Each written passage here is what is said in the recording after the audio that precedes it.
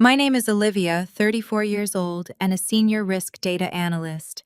After my husband's affair wiped out my life savings, the husband of his mistress tracked me down.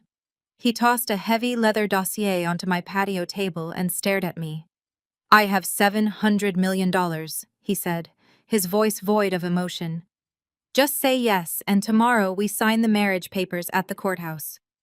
Before I tell you how this proposition led to the financial ruin of my cheating ex and his toxic family, let me know where you are watching from in the comments below. Hit like and subscribe if you have ever smiled while watching enemies walk blindly into a trap. The nightmare began 48 hours before that surreal encounter. It was a Tuesday morning, and the world outside my window was washed in the soft light of early spring. I sat at my kitchen island, a fresh cup of coffee, warming my hands, fully prepared to execute a major financial move. As a risk analyst, my entire life revolves around calculating variables and making secure decisions. Month after month, I funneled my bonuses into a high-yield joint savings account. I had finally reached my target of $150,000. Today was the day I planned to initiate a stock buyout. I opened my laptop, typed in my credentials, and waited for the dashboard to load. I knew exactly what the numbers should look like. But when the screen refreshed, I simply stared. The numbers did not make sense. I blinked, rubbing my eyes, convinced there was a glitch in the banking software. The balance read exactly $0. No pending transactions, no holds, just zero. A cold, heavy sensation began to spread from my chest down to my stomach. As an analyst, panic is my enemy. I forced myself to breathe and navigated immediately to the transaction history. There it was, a single outbound wire transfer for $150,000 executed late the previous night. My eyes scanned the screen to find the authorization details. The transfer had been initiated and approved by my husband, Ryan. Ryan was a 35-year-old sales director. We had been married for 6 years, and while our marriage had grown distant lately, I never calculated that he would steal my savings. I picked up my phone, assuming identity theft. But before I could dial, the front door unlocked and swung open. Ryan walked into the foyer, dressed in his expensive tailored suit, holding a cup of artisan coffee. He looked completely unbothered, humming a soft tune under his breath. I spun my laptop around so the screen faced him. "Ryan, what is this?" I asked, my voice tight. "Why is the account empty?" He stopped, took a slow sip of his coffee, and looked at the screen. He did not flinch. He did not look guilty or surprised. In fact, a small, arrogant smirk played at the corner of his mouth. "Oh, good you saw it," he said casually, stepping into the kitchen and setting his keys on the counter. "I meant to tell you before I left. I moved the funds. Moved the funds where I demanded, standing up from my stool. You cannot just wire $150,000 out of our account without discussing it with me. I earned almost all of that money, Ryan." He sighed, looking at me as if I were a child. "I secured a safe investment, Olivia. A safe investment. The money is in an account under Lauren's name." The name hit me like a physical blow. Lauren. She was his 29-year-old former assistant. I had met her at several company holiday parties. She always laughed a little too loudly at his jokes and lingered just a little too long when handing him a drink. "Lauren," I repeated, the reality of the situation rapidly crashing down on me. "You transferred my life savings to your former assistant." Ryan crossed his arms and leaned against the granite countertop, radiating an infuriating level of confidence. "Yes, Lauren," he replied smoothly. "And let us be completely honest here, Olivia.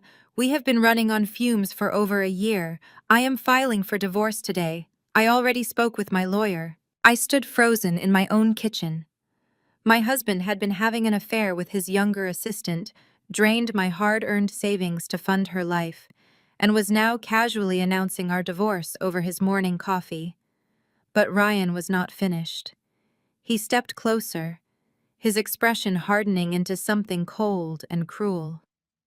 "Since we are ripping the Band-Aid off," he continued, "I am going to need you to pack your things. You have exactly 48 hours to vacate this house." I stared at him in sheer disbelief. Vacate the house? I asked, my voice barely a whisper. I paid for 70% of the down payment on this property, Ryan. You cannot just kick me out of my own home. He let out a sharp, mocking laugh. Oh, but I can, he said. You see, while you were busy buried in your spreadsheets and data models, I was making actual moves in the real world.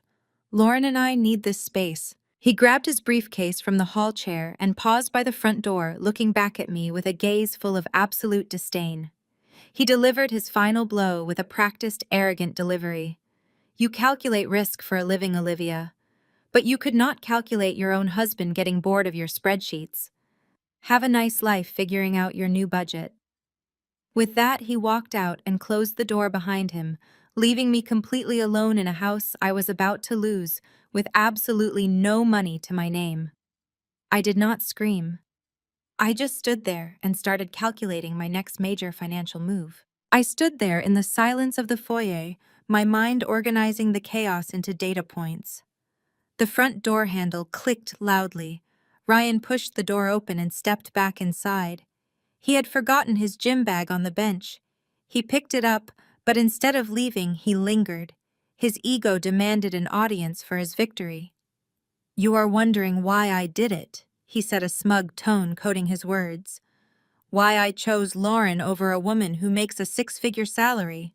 I kept my face blank. I was not wondering anything, Ryan, I replied. I was calculating how long you will last in federal court. He scoffed. Always the cold calculating machine.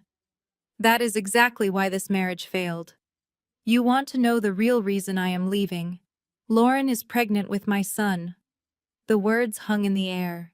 He wanted me to shatter right there on the floor. She knows how to be a real woman, he continued, leaning against the doorframe. She makes me feel like a husband. While you were climbing the corporate ladder and bringing your laptop to bed, she was paying attention to my needs. A man wants a family. Olivia, not a business partner, married to a risk assessment matrix. I absorbed his cruelty without flinching. My analytical mind processed his words, extracting the relevant facts.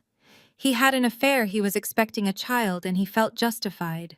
Congratulations on your growing family, I said, my voice sterile. But your domestic bliss does not change the facts. I am not vacating this house. I paid for 70% of the down payment and my name is on the deed. You can rent an apartment, but I am staying here.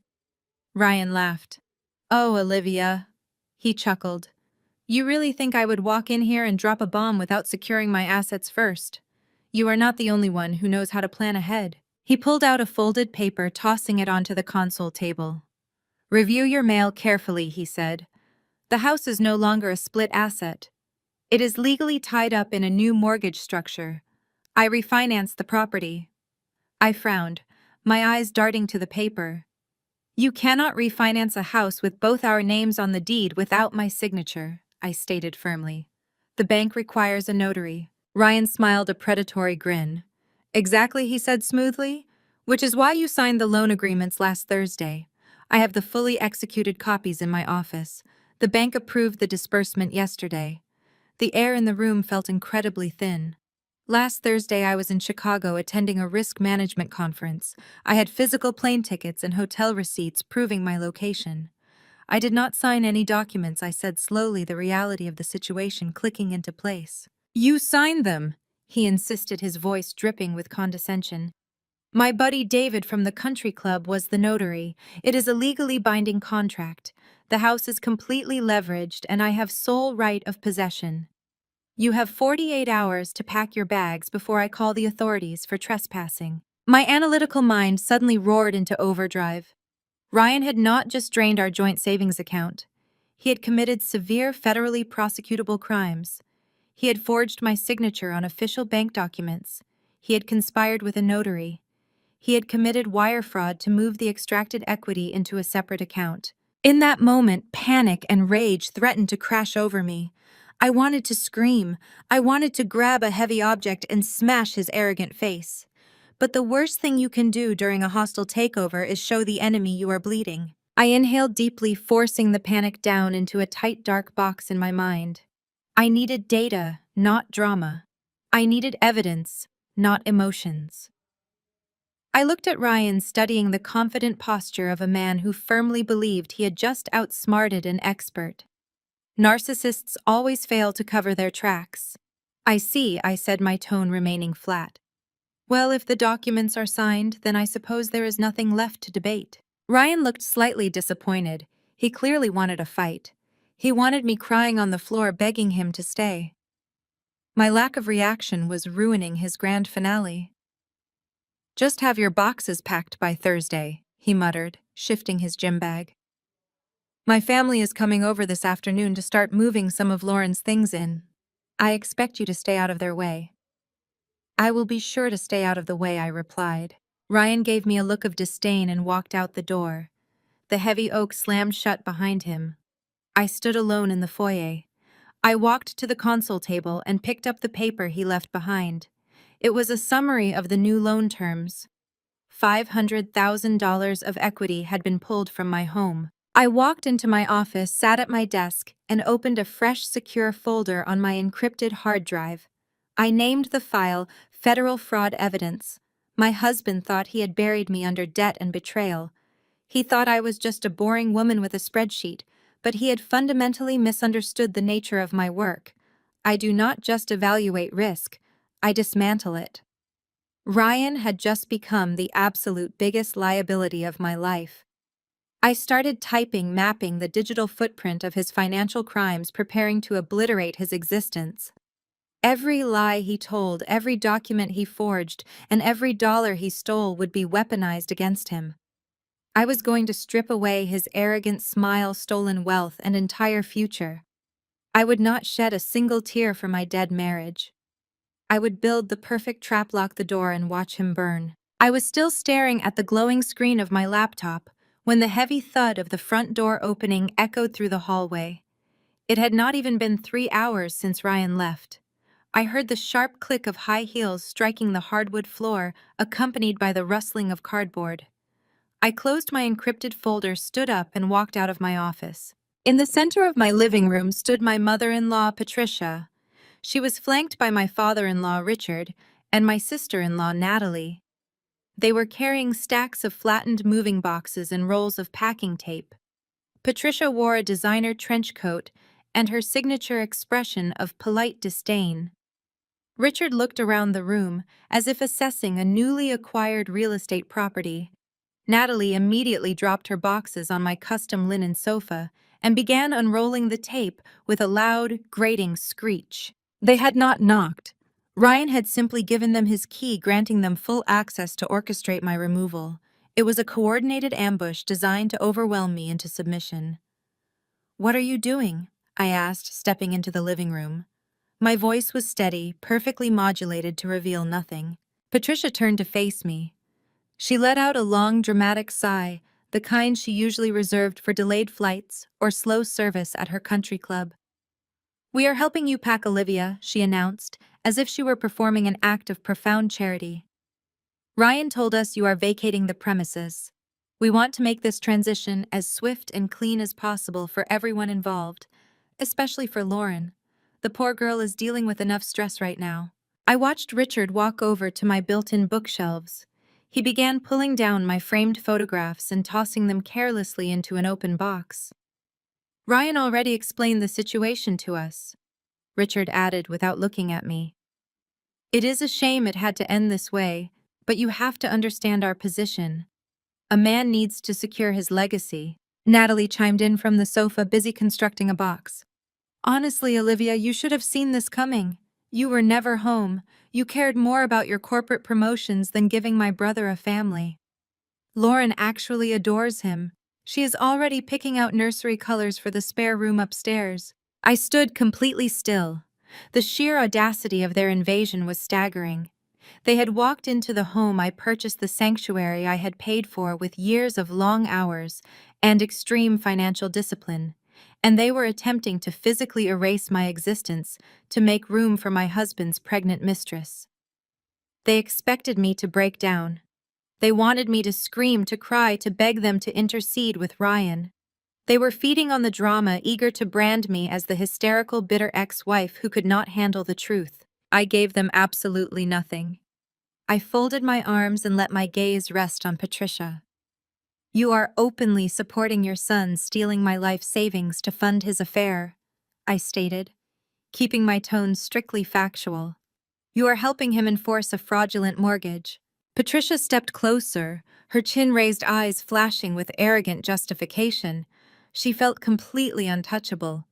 She believed Ryan's forged documents and emptied bank accounts were a brilliant tactical maneuver rather than a stack of federal felonies. Lauren is giving us an heir, Olivia, Patricia said, her voice dropping into a harsh, venomous register. Consider that $150,000 your severance package for wasting my son's youth. Those exact words hung in the air, dripping with entitlement and malice. A severance package for wasting his youth. I looked at the three of them. I did not see family. I did not see people I had shared holidays and birthdays with for the past 6 years. I saw a group of accomplices. I saw targets. My silent stare clearly unsettled Natalie. She stopped taping the box and looked at her mother. "Why is she just standing there looking at us like that?" Natalie muttered, shifting uncomfortably under my gaze. "Because she knows she has lost," Patricia replied smoothly, turning her back on me to inspect a crystal vase on the mantel. "She is a smart girl. She knows when the game is over. Grab those books from the corner, Richard.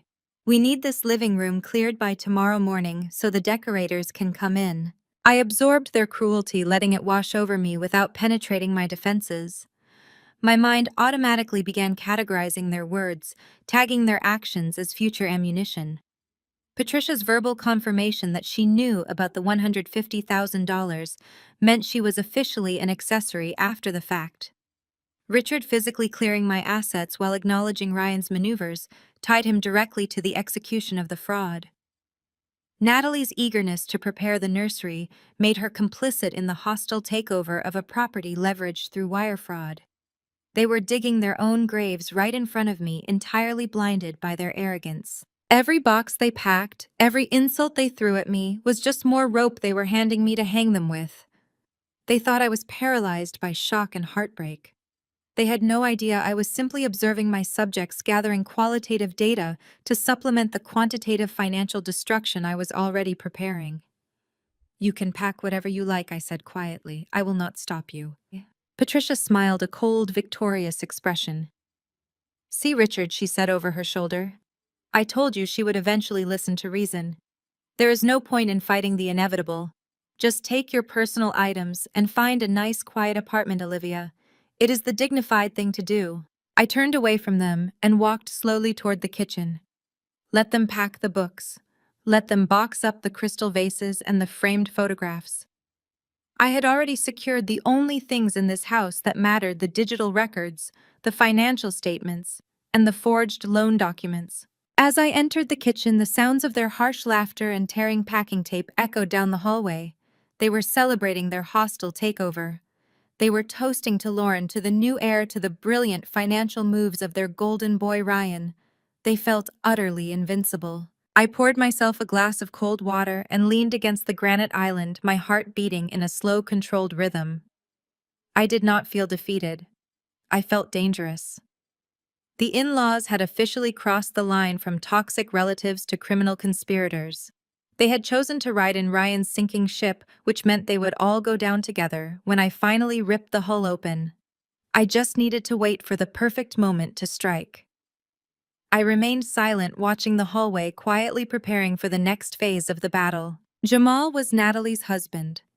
At 34, he was a highly successful independent auditor, a man whose entire career was built on identifying discrepancies and uncovering financial truths. He was a sharp, observant African-American man who always seemed slightly out of place amidst the chaotic arrogance of my husband's family. While the rest of them thrived on loud declarations and toxic posturing, Jamal operated in calculated silence.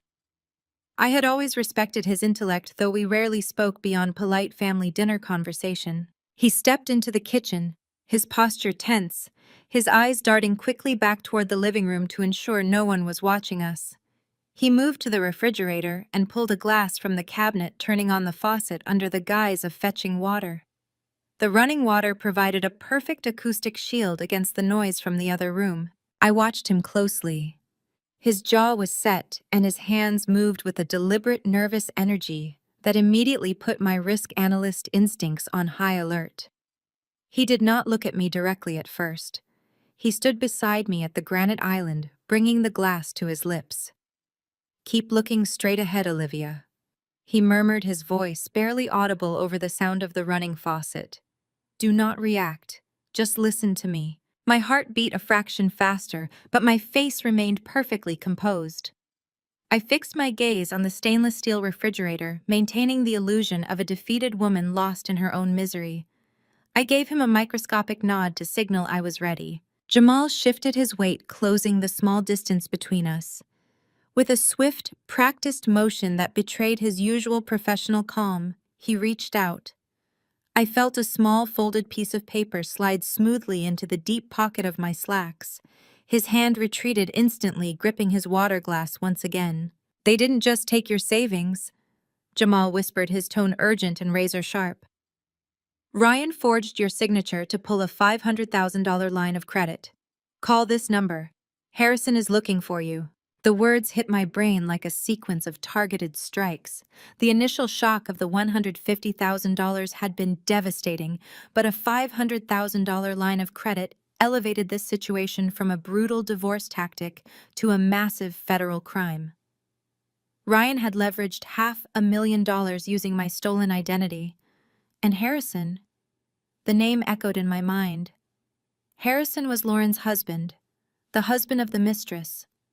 If Jamal, an independent auditor, had uncovered this paper trail and was connecting me to Harrison, the web of deception was infinitely deeper than I had calculated. Jamal turned the faucet off. He set the glass down on the counter with a quiet clink. He finally turned his head to look at me, his dark eyes conveying a mixture of profound sympathy and fierce urgency. "I saw the initial paperwork an hour ago when Ryan was bragging to Richard in the study," Jamal continued, keeping his voice incredibly low. "As an auditor, I know what a fraudulent loan application looks like.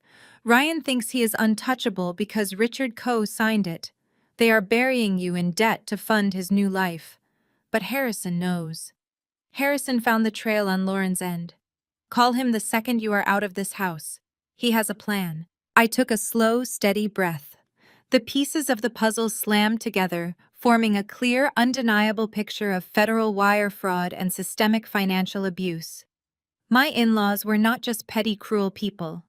They were active participants in a massive financial crime.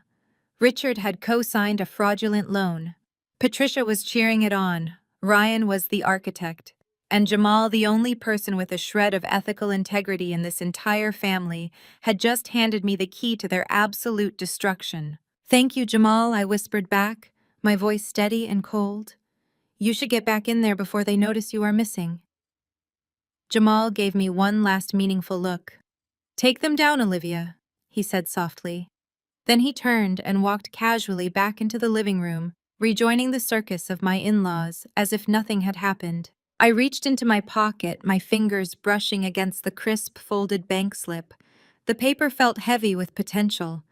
It was not just a phone number, it was a loaded weapon. My analytical mind, previously focused on mere survival, now shifted completely into an offensive strategy. Ryan wanted me out of the house. He wanted me to leave my territory so he could claim his false victory.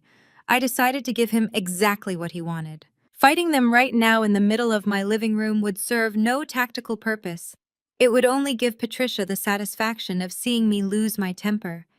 It would give Richard the opportunity to boast about his legal maneuvers.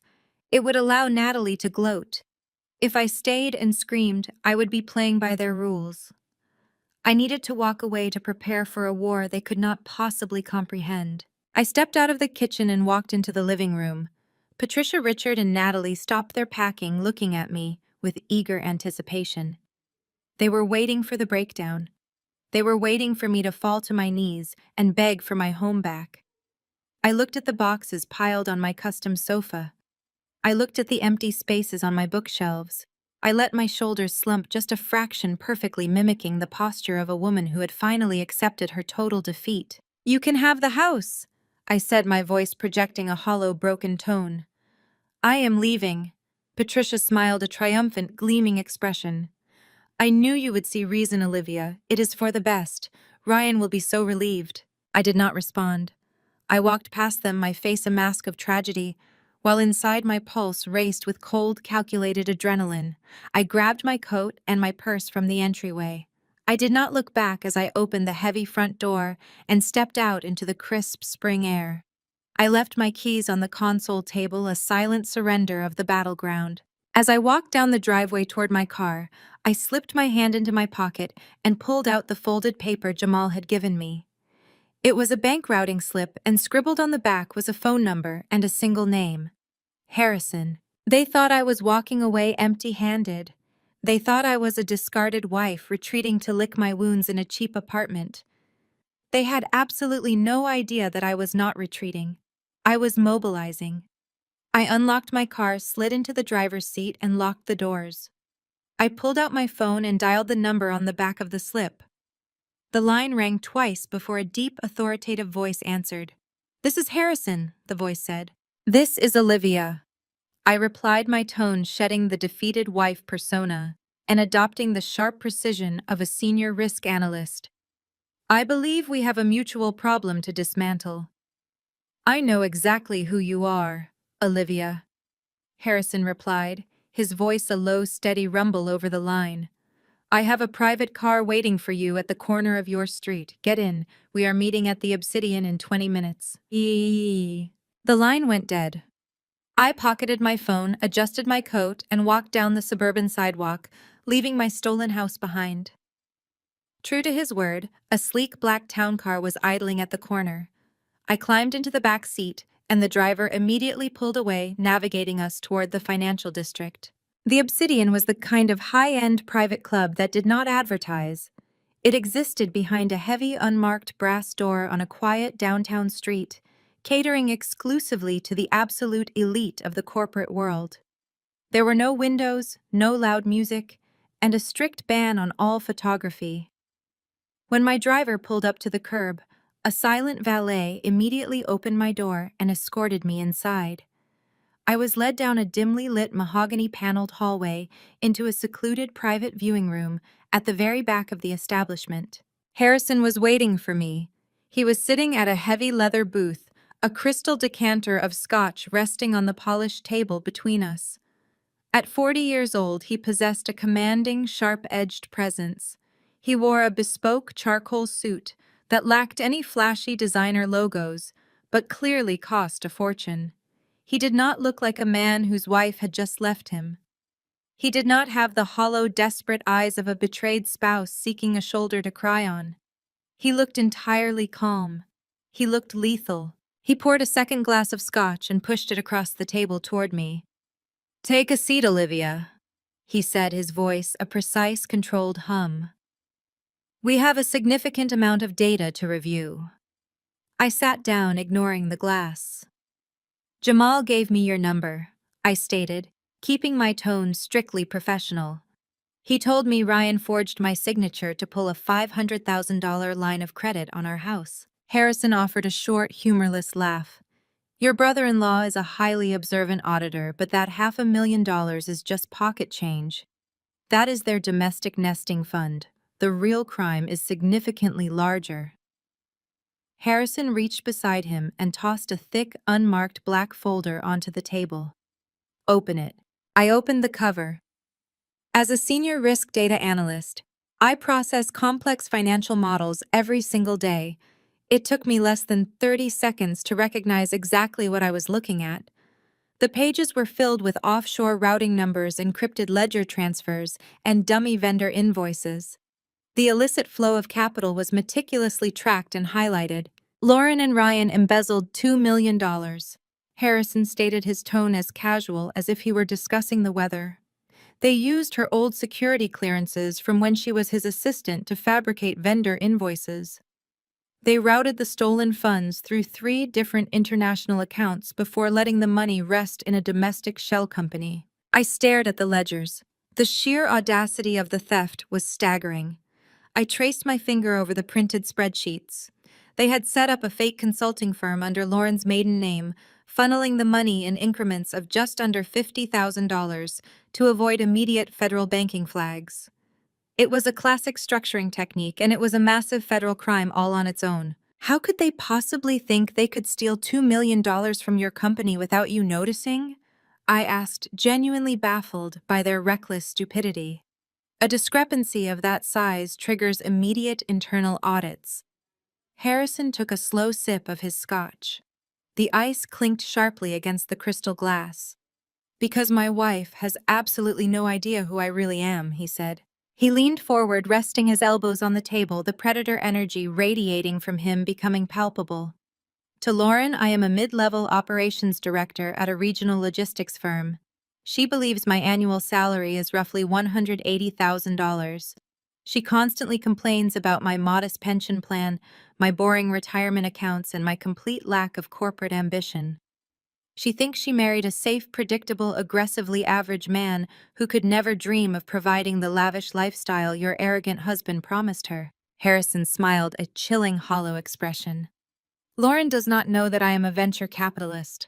She does not know that the logistics firm she thinks I work for is just one minor asset among 47 companies in my private investment portfolio. I am a stealth billionaire, Olivia. My true net worth is entirely invisible to anyone without high-level federal clearance. My assets are locked behind impenetrable, multi-layered blind trusts established long before I ever met her. I do not own anything on paper. The trusts own everything. I process the data, the variables clicking seamlessly into place. So when they stole the $2 million, I reasoned aloud, they thought they were draining funds from a faceless corporate entity. Exactly, Harrison confirmed. They targeted a shell company they believed was facing a disorganized transition period. They did not realize that specific shell company is wholly owned by my primary trust. They did not steal from a disorganized corporation. They stole directly from me, and I watched them do it. I looked at him, truly understanding the man sitting across from me. He had not been blindsided. He had deliberately allowed the breach to happen. Ryan thought he was a mastermind for forging a mortgage document. He thought his charming sales director persona gave him the financial literacy to play the system. But Harrison was playing a different game entirely. Harrison was weaponizing the system. You let them commit federal wire fraud, I said, a rare feeling of profound professional respect settling over me. Divorce court is messy, emotional, and tedious, Harrison replied coldly. If I confronted Lauren about her infidelity, she would have dragged me through months of legal mediations, fighting for alimony and spousal support. I do not engage in emotional battles. I amputate my liabilities. I needed them to commit a crime, so massive, so irrefutable, that federal prison and total financial ruin would be their only remaining options. I gave them enough rope, and they enthusiastically tied their own nooses. And now you have the documentation to detonate their lives, I stated. I have the documentation, Harrison agreed. But to ensure they cannot escape through bankruptcy protection or favorable plea deals, I need to execute a very specific legal maneuver.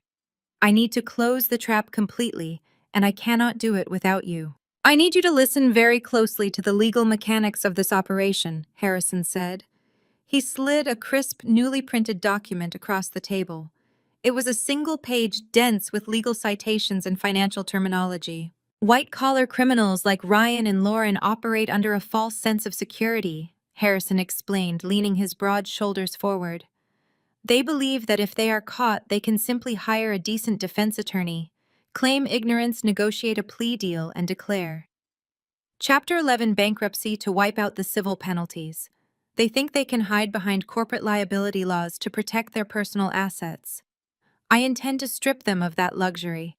To completely annihilate them legally and financially, we have to elevate their embezzlement from standard corporate theft to a coordinated federal conspiracy. I picked up the document.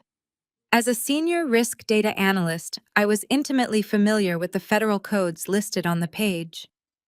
You are targeting a non-dischargeable debt classification. I noted, my eyes scanning the text. You want to trigger a specific federal fraud clause so that even if they file for bankruptcy, the debt survives. They will owe the money until the day they die. Harrison gave a sharp, approving nod. Precisely. But a standalone corporate theft is too clean. Lauren could argue she was manipulated by her new lover. Ryan could argue it was a business loan gone wrong. To lock the trap, we must merge the crimes. We have to connect the $150,000 Ryan stole from your joint account directly to the $2 million they embezzled from my shell company. We have to prove a coordinated pattern of spousal extortion and wire fraud. I looked up from the document, meeting his cold, calculating gaze. And how do we merge two completely separate financial crimes committed by two different people against two different victims? Harrison did not blink. We merge the victims, he stated evenly. I am proposing a paper marriage, Olivia. A legally binding, meticulously drafted marital contract between you and me. The sheer audacity of the proposition settled over the quiet room. I sat perfectly still, processing the strategic brilliance of his plan. If we are legally married, Harrison continued, his voice adopting the clinical precision of a surgeon explaining a procedure, our individual assets and liabilities intersect under the umbrella of our marital estate. Your stolen $150,000 and my stolen $2 million are no longer isolated incidents. They become a targeted, coordinated attack on a single legal entity by two conspiring individuals. The moment we file our marriage certificate at the courthouse, Ryan and Lauren are no longer just petty thieves. They are co-conspirators in a multi-million-dollar federal racketeering scheme. My analytical mind raced, mapping out the legal pathways. It was a flawless, lethal maneuver. The federal prosecutors would not have to build two separate cases. They would have one massive, undeniable paper trail of interlinked wire fraud, identity theft, and spousal extortion. And because my father-in-law co-signed Ryan's fraudulent line of credit, I added, feeling a cold rush of adrenaline merging our legal standing, means Richard's collateral is now directly tied to a federal investigation. Harrison smiled, and it was a terrifying expression. Exactly.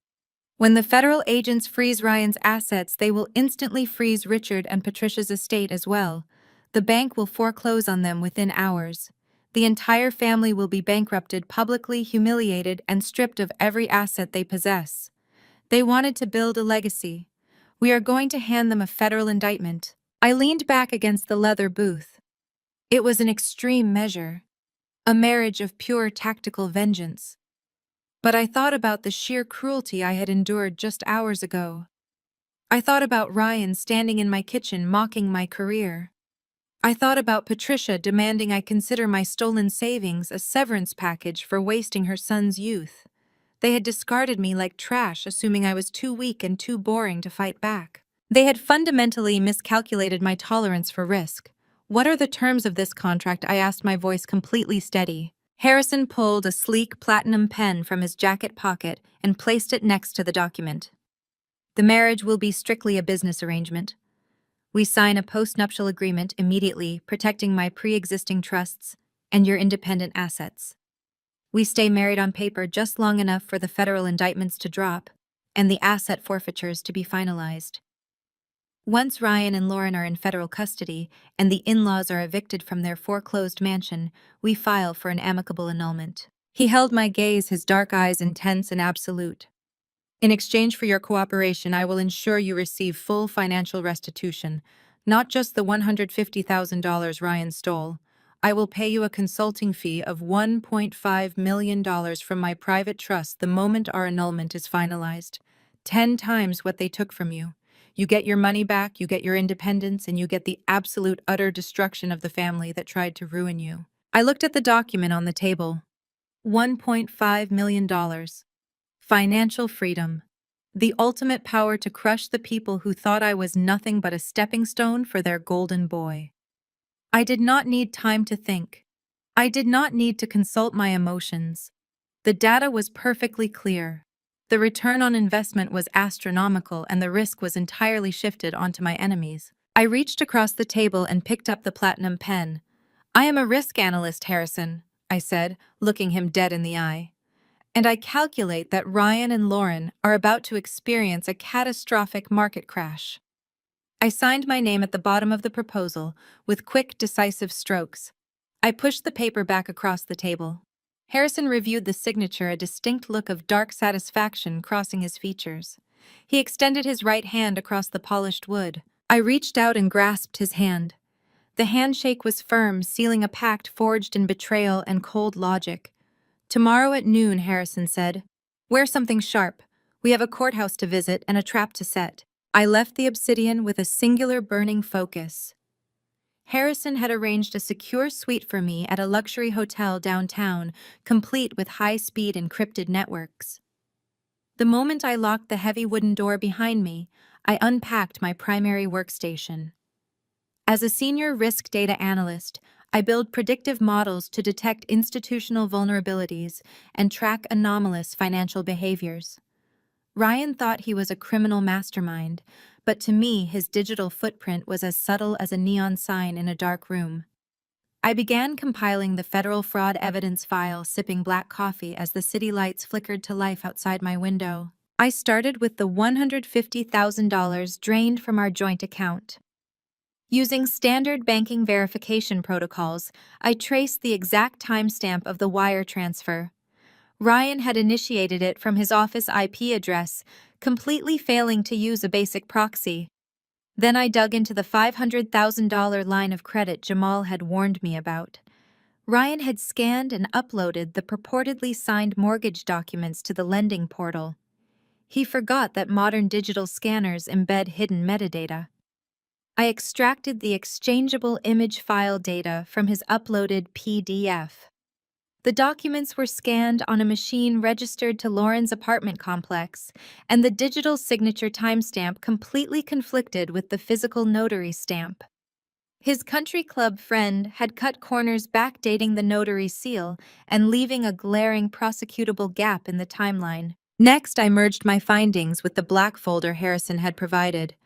Lauren and Ryan had set up their fake consulting firm using a registered agent service in Delaware.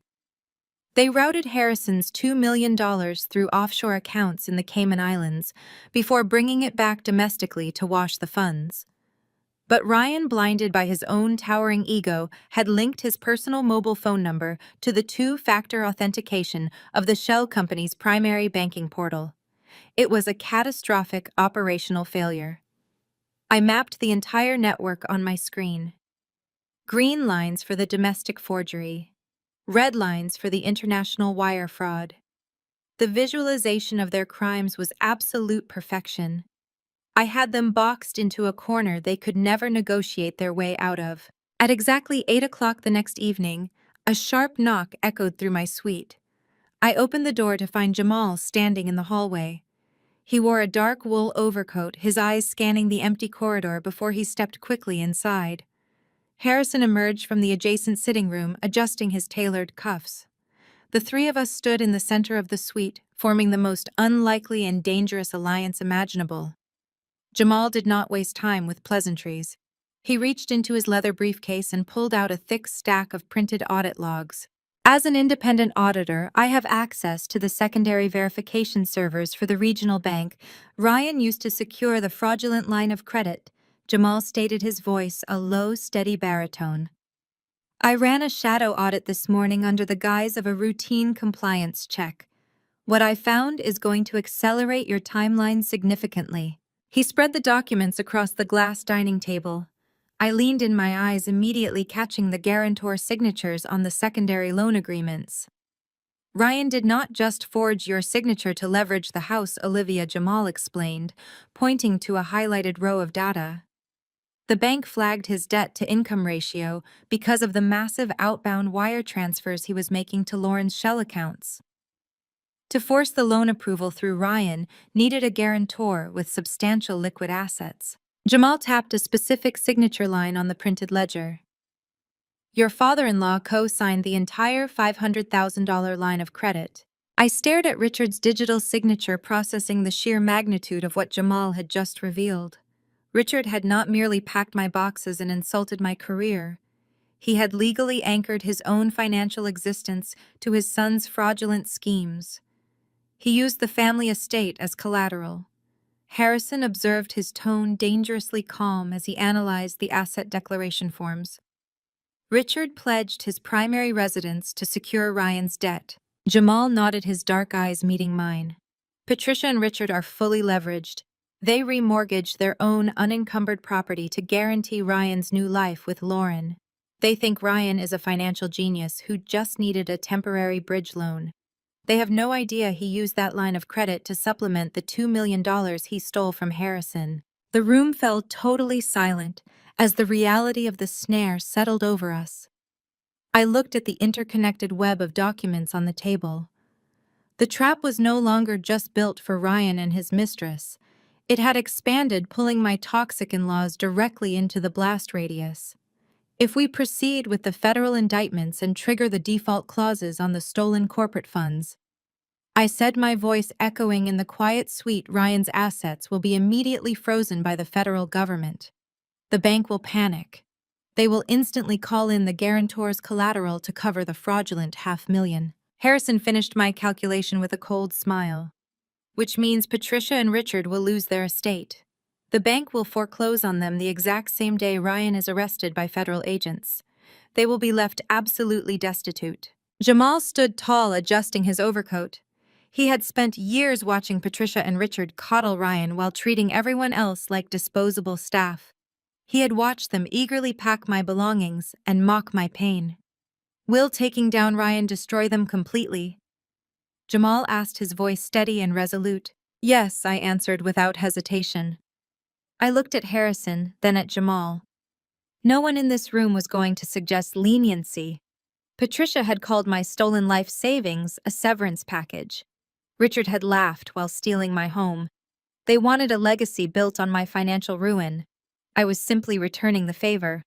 We show absolutely no mercy, I stated. Harrison smiled, a dark, brilliant flash of anticipation lighting up his features. We burn it all down to the foundation, he agreed. 2 days later, the time came to execute the first physical phase of our strategy. I walked into the sleek, glass-paneled conference room of Ryan's legal counsel. I had deliberately chosen my wardrobe for this specific performance.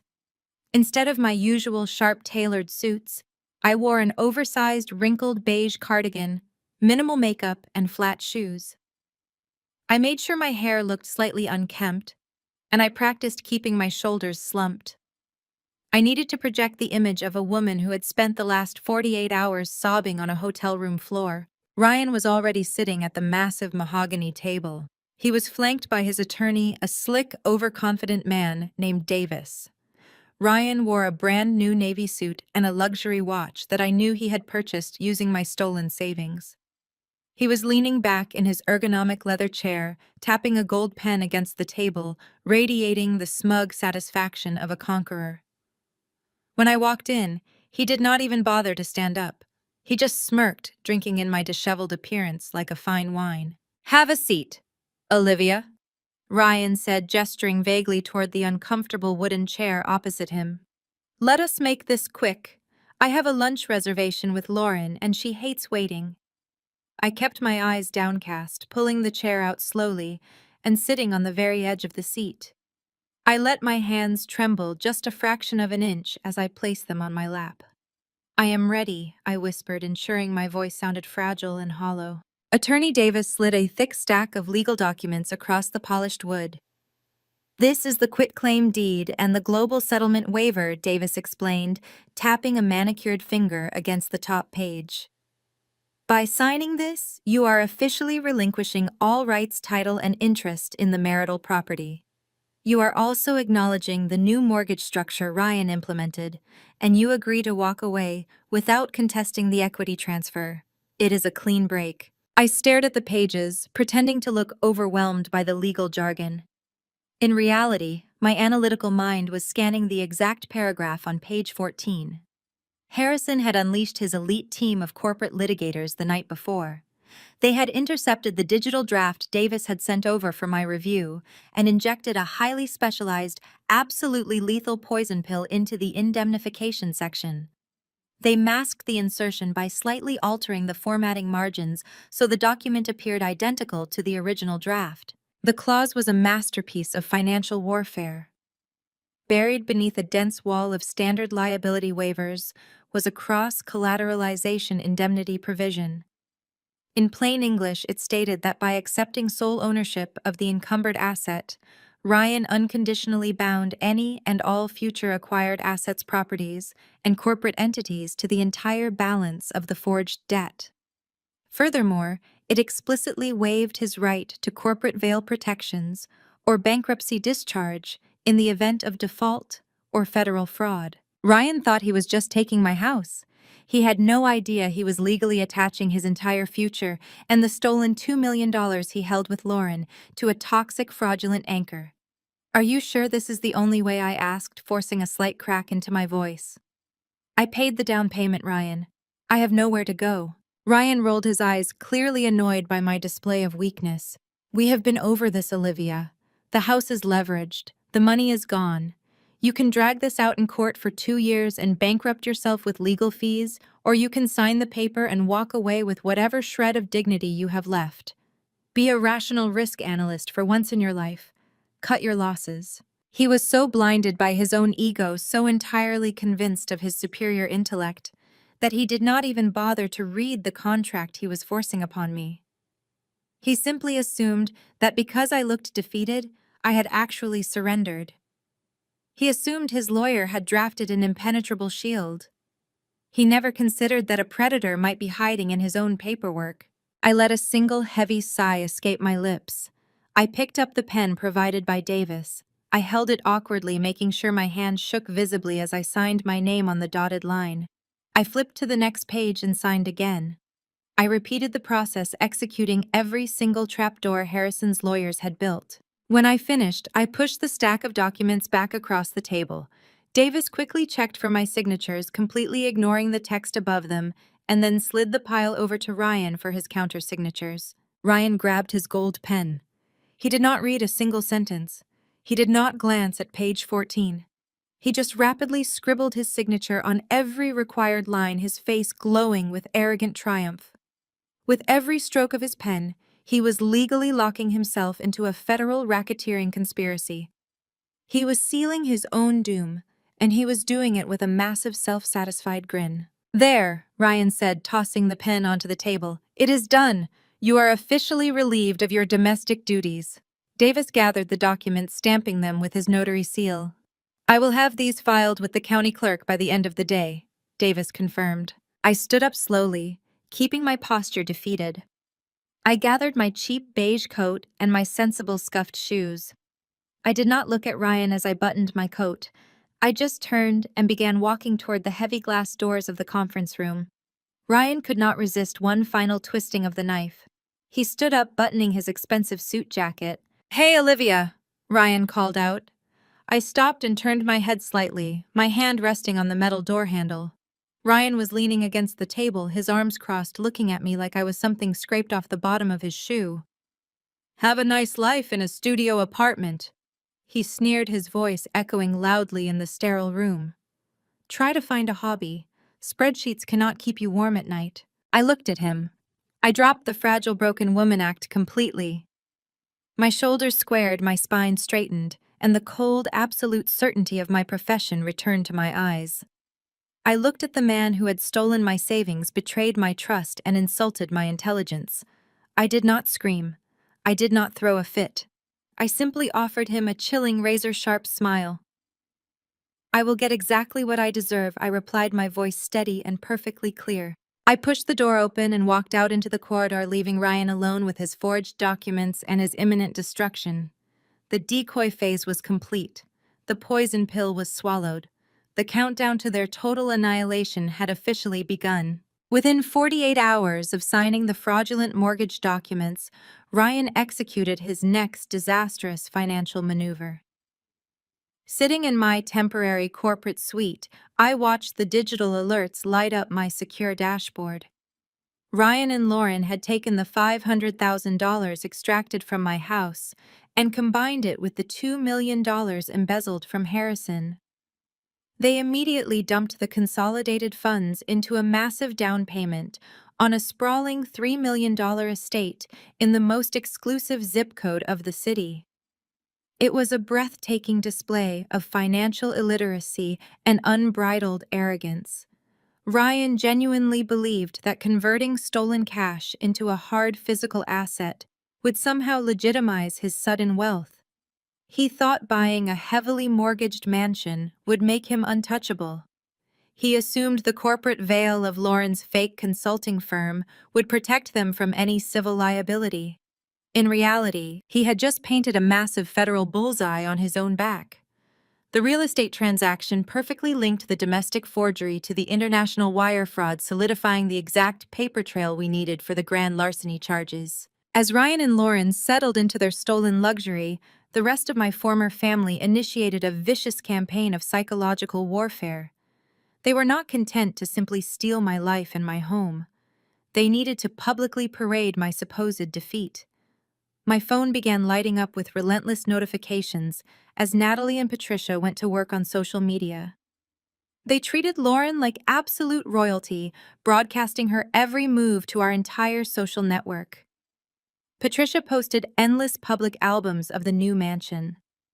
She uploaded lengthy videos of the grand marble staircase, the heated infinity pool, and the massive vaulted ceilings. Her captions were dripping with toxic triumph. She wrote things like, "So blessed to finally have a daughter-in-law who knows how to build a real home and upgrading the family legacy one room at a time." Natalie was even more aggressive in her cruelty. She posted daily photos of Lauren draped in exorbitant designer maternity wear, holding her growing stomach while standing in the cavernous new kitchen. Natalie made sure to deliberately tag my personal accounts in every single post. She wanted to guarantee that I received a digital notification every time they celebrated my replacement. One post featured Ryan kissing Lauren on the cheek in front of a brand new imported sports car. Natalie captioned it, "My brother finally got the upgrade he deserves, leaving the dead weight behind." Even Richard, my former father-in-law, joined the spectacle. He posted a picture holding a crystal glass of expensive scotch on the new estate's balcony, boasting about his son's unmatched business acumen. They wanted me to break. They wanted me to respond with angry, bitter comments so they could screenshot my misery and pass it around their country club like a trophy. I gave them absolute silence. Every time a notification popped up on my screen, I simply took a screenshot, cataloged the evidence of their illicit spending, and added it directly to the federal fraud dossier.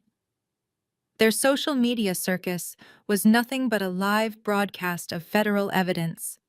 They were documenting their own possession of stolen assets in real time, eagerly providing the authorities with a detailed, itemized inventory of physical assets to seize. A week after the house purchase, I took a private elevator up to the top floor of the tallest residential tower in the financial district. Harrison owned the entire penthouse, a sleek minimalist fortress of glass and steel hovering high above the city skyline. It was the physical embodiment of actual untouchable wealth, a sharp, glaring contrast to the fraudulent house of cards Ryan had just purchased. I walked into the expansive living room, gripping my encrypted hard drive. Harrison was standing by the floor-to-ceiling windows, looking out over the geometric grid of the city streets. He wore a crisp white dress shirt, with the sleeves rolled up, a glass of dark bourbon resting on the side table next to him. On the massive quartz dining table, our legal team had laid out the final paperwork for the federal authorities. The trap was fully constructed. Every bank statement, every forged signature, every routed wire transfer, and every piece of digital metadata had been printed, indexed, and cross-referenced. We were compiling the final exhibits for the Federal Bureau of Investigation and preparing the informational reports for the Internal Revenue Service. We had outlined every violation of the federal tax code and mapped the entire money laundering sequence. I set my laptop on the table and brought up the latest barrage of social media posts. Patricia had just uploaded a live video of Lauren giving a tour of the new nursery, boasting about an imported Italian crib that cost more than most people make in an entire year. I hit play, letting Patricia's shrill, bragging voice echo briefly in the quiet, sophisticated space of the penthouse. Harrison slowly turned away from the window.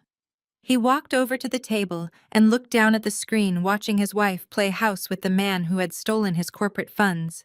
His face was a mask of cold, predatory calm. He did not show a single ounce of anger or betrayal.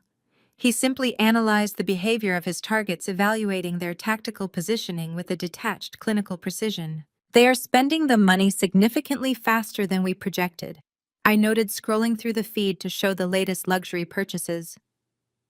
Ryan just bought an exclusive yacht club membership. They are completely drunk on their own perceived brilliance. They feel invincible. I reached over and closed the laptop, cutting off Patricia's voice and plunging the room back into silence. The evidence packet is perfectly organized and ready for submission, I stated. Harrison picked up his glass of bourbon and took a slow, measured sip. He looked back out the large window, watching the tiny, oblivious cars move along the streets far below. He offered a dark, razor-sharp smile that held absolutely zero mercy. "Let them climb higher," Harrison said, his voice echoing with absolute unforgiving finality. "The fall will break more bones." The very next morning, we initiated the strike. There was no grand ceremony, no dramatic confrontation in a crowded room, and no screaming matches. Financial execution is a quiet, sterile process. We sat in the sleek conference room of Harrison's primary legal counsel, flanked by 3 former federal prosecutors, who now commanded exorbitant hourly rates to navigate the labyrinth of white-collar crime. I sat at the long mahogany table and handed over the encrypted flash drive containing the complete, unredacted federal fraud dossier. Every forged signature, every routed wire transfer, every piece of metadata tying Ryan and Lauren to the embezzled $2 million and my stolen $150,000 was locked within that small piece of metal. The lead attorney plugged it into a secure terminal. With a few deliberate keystrokes, the data was transmitted directly to a highly placed contact within the Federal Bureau of Investigation, specifically their white-collar crime division. Simultaneously, the file was flagged and routed to the Criminal Investigation Unit of the Internal Revenue Service. Federal investigations do not begin with blaring sirens and kicked-down doors. They begin with absolute silence. They begin with sealed subpoenas sent through encrypted channels to banking compliance officers. They begin with forensic accountants cross-referencing tax identification numbers with offshore routing codes. For a man like Ryan, who thrived on loud declarations, toxic posturing, and flashy displays of stolen wealth, this silent machinery was his ultimate blind spot. He was looking for a screaming ex-wife showing up at his door to beg for her house back. He was completely unequipped to look for a federal subpoena quietly landing on the desk of his mortgage lender. Over the next 2 weeks, the slow, invisible strangulation of Ryan's finances commenced. Through Jamal's discreet network of auditing contacts, we monitored the subtle, devastating ripples in the banking sector. The Internal Revenue Service placed a preliminary invisible lock on the shell company Lauren had registered in Delaware. Then the federal authorities requested a secondary compliance review of the $500,000 line of credit Ryan had secured using my forged signature. The moment the federal agents matched the digital metadata from my stolen funds to the international wire transfers used to buy their new mansion, the automated fraud triggers engaged. Behind closed doors, bank executives began quietly freezing the secondary accounts. Ryan remained completely, blissfully oblivious. He was too busy picking out imported Italian marble for his new foyer and bragging about his financial genius to notice that his primary checking account had suddenly stopped accepting external transfers. He assumed his newly acquired wealth made him a priority client, completely unaware that his accounts had been flagged with federal hold codes that not even a bank president could override. The tension in my temporary corporate suite became a physical living entity. Every morning, I woke up, drank my black coffee, and checked the encrypted dashboard Harrison had provided. I watched the net tightening around them. I saw a minor credit card decline at an expensive downtown restaurant, a charge Lauren likely brushed off as a simple terminal error. I noted a delayed wire transfer for a luxury landscaping service, which Ryan probably blamed on weekend banking hours. They were completely insulated by their own breathtaking arrogance, interpreting the first cracks in the ice as mere administrative hiccups. They had no idea they were already standing at the bottom of the ocean. Jamal called me late one Thursday evening from an untraceable burner phone. He confirmed that the compliance department at Richard's bank had just received a federal inquiry regarding the collateral used to secure Ryan's loan. Richard's own house, the sprawling estate Patricia paraded around in, was now officially tagged as a liability in an active federal investigation. Jamal described sitting across from Richard at a family dinner just hours earlier. Richard had been swirling a glass of expensive scotch, boasting to Jamal about how easily Ryan had navigated the real estate market. Jamal had nodded, smiled politely, and kept his mouth shut, knowing full well that Richard's signature on that fraudulent document was a ticking time bomb. The sheer discipline it took for Jamal to sit at that table and say nothing only deepened my profound respect for him. He was the perfect inside man. The waiting was a masterclass in psychological endurance. There were moments when I wanted to drive to their $3 million estate and look them in the eye. I wanted to see the panic register on Patricia's face. I wanted Richard to realize his entire legacy was evaporating into thin air. But as a senior risk data analyst, I know that premature celebration is the death of a perfect strategy. You do not interrupt the enemy when they are making a mistake, and you certainly do not warn them when the guillotine is about to drop. I channeled my energy into my work, maintaining my absolute professional composure at the office. I sat in boardrooms analyzing corporate risk profiles while privately orchestrating the most devastating risk realization of my life. Harrison and I communicated daily. Our conversations were brief, tactical, and entirely devoid of emotion. He reported that the federal agents were finalizing the asset forfeiture warrants. The moment those warrants were signed by a federal judge, the invisible hold on Ryan's accounts would become a highly visible, catastrophic reality. The quiet execution of this plan required a cold, clinical detachment. I spent my evenings in the penthouse with Harrison reviewing the timeline. We mapped out the exact sequence of the upcoming federal raids. The authorities wanted to ensure they captured the digital devices used to authorize the offshore transfers before Ryan or Lauren could attempt to wipe the hard drives. They needed them comfortable. They needed them feeling secure in their mansions surrounded by their stolen luxury. We stood by the floor-to-ceiling windows looking over the sprawling grid of the city. We are operating in the calm before the absolute storm. Harrison noted his voice and even steady hum against the glass. The subpoenas have been drafted. It is only a matter of days now. It is only a matter of days now, Harrison had said, and his timeline proved flawlessly accurate. The following Tuesday, I returned to my secure corporate suite after a grueling day of running risk projection models at the office. I dropped my briefcase on the console table and sifted through the small stack of mail the concierge had brought up. Among the standard utility notices and corporate newsletters, one item stood out like a glaring error on a clean spreadsheet. It was a thick, oversized envelope made of heavy cream cardstock. The return address in the upper left corner featured a custom, ostentatious gold monogram combining the initials of Ryan and Lauren. I stared at it for a long moment, my analytical mind automatically categorizing the sheer audacity required to track down my temporary corporate housing address just to send this piece of mail. I slid my finger under the wax seal and opened the envelope. Inside rested a meticulously designed gold-embossed invitation.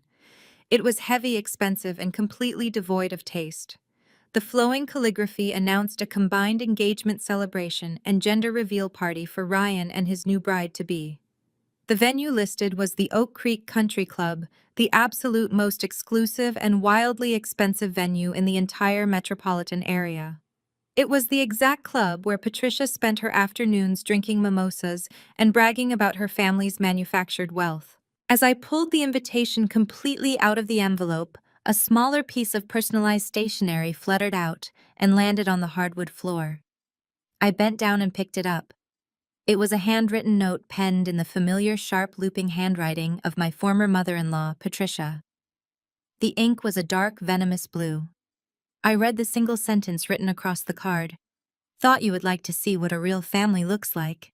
I did not gasp. I did not feel the familiar sharp sting of rejection that used to paralyze me during my 6 years of marriage. Instead, a wave of profound cold clarity washed over me. Patricia could not help herself. Her need to inflict pain, her desperate craving to assert dominance over the woman she viewed as a discarded failure, had completely overridden any basic sense of caution. She wanted me to sit in a dark studio apartment, holding this gold-embossed card, weeping over the life I had supposedly lost. She wanted to twist the knife, ensuring I knew exactly how quickly I had been replaced and how lavishly they were celebrating that replacement. She wanted me to feel the full crushing weight of their triumph. I walked over to the kitchen island, placing the invitation and Patricia's cruel little note flat on the marble counter. I leaned over the paperwork, studying the date printed in elegant gold foil. A slow, chilling realization began to form in my mind. I quickly pulled out my encrypted phone and opened the shared federal timeline Harrison and I had built. I cross-referenced the date of the engagement party with the projected execution dates of the federal asset forfeiture warrants. The alignment was not just close, it was an absolute mathematical masterpiece. I immediately dialed Harrison's secure line. He answered on the first ring, the background noise of his penthouse silent and still. "I have received an interesting piece of mail," I stated, my voice buzzing with a low, controlled energy. Patricia tracked down my corporate suite. She sent me a formal invitation to Ryan and Lauren's engagement and gender reveal party at the Oak Creek Country Club. Harrison let out a short, sharp breath of amusement.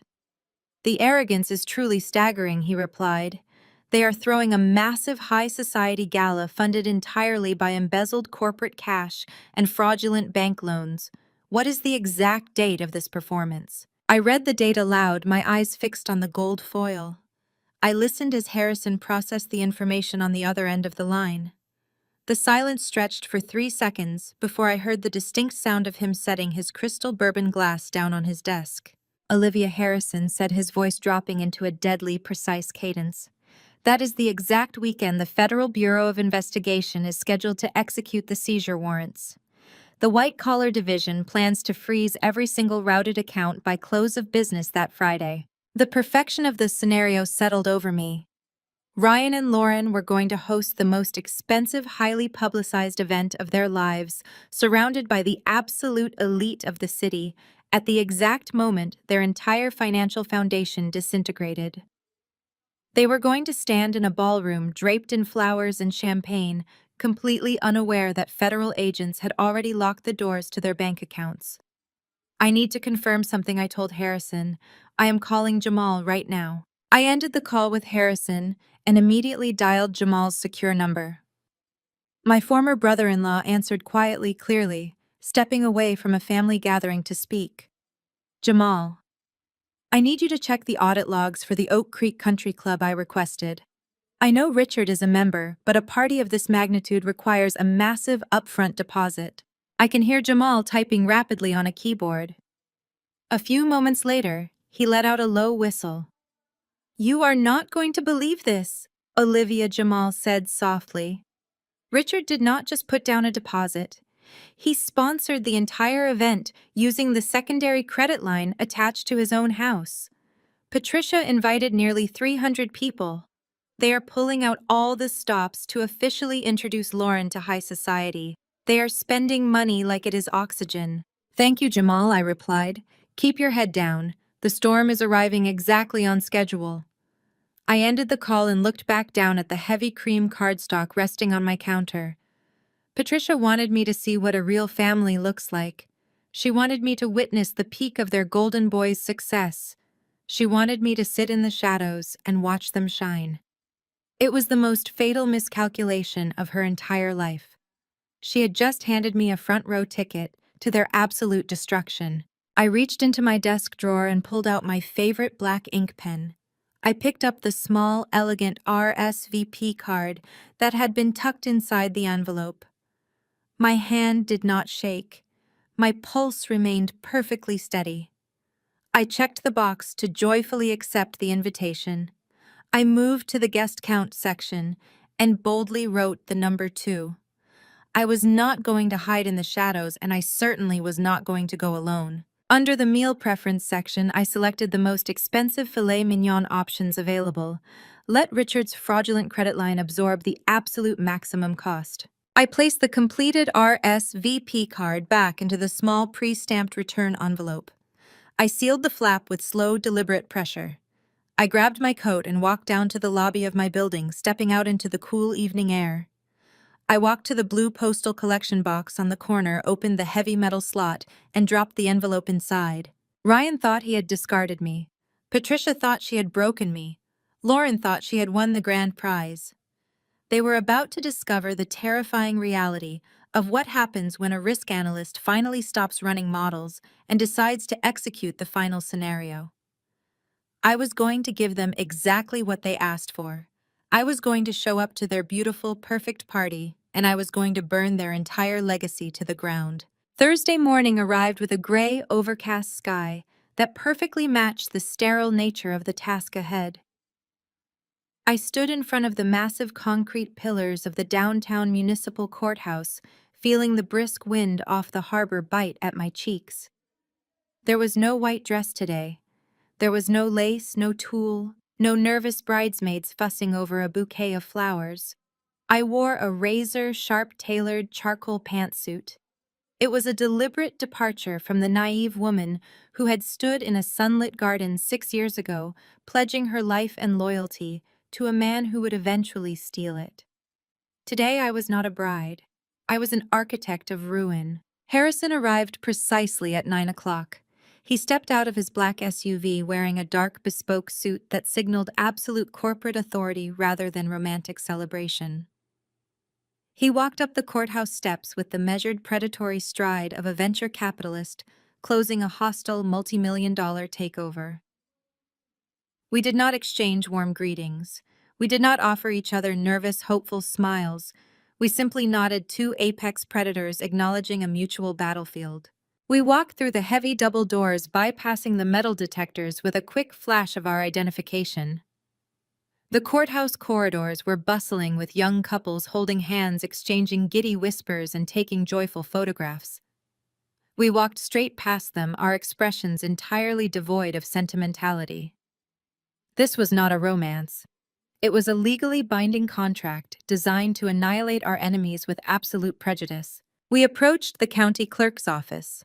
The clerk, an older woman with tired eyes, handed us the thick stack of marital forms. We filled them out with clinical, silent precision. Harrison's elite legal team had already prepared an extensive, ironclad post-nuptial agreement, which we had executed in a private boardroom the night before.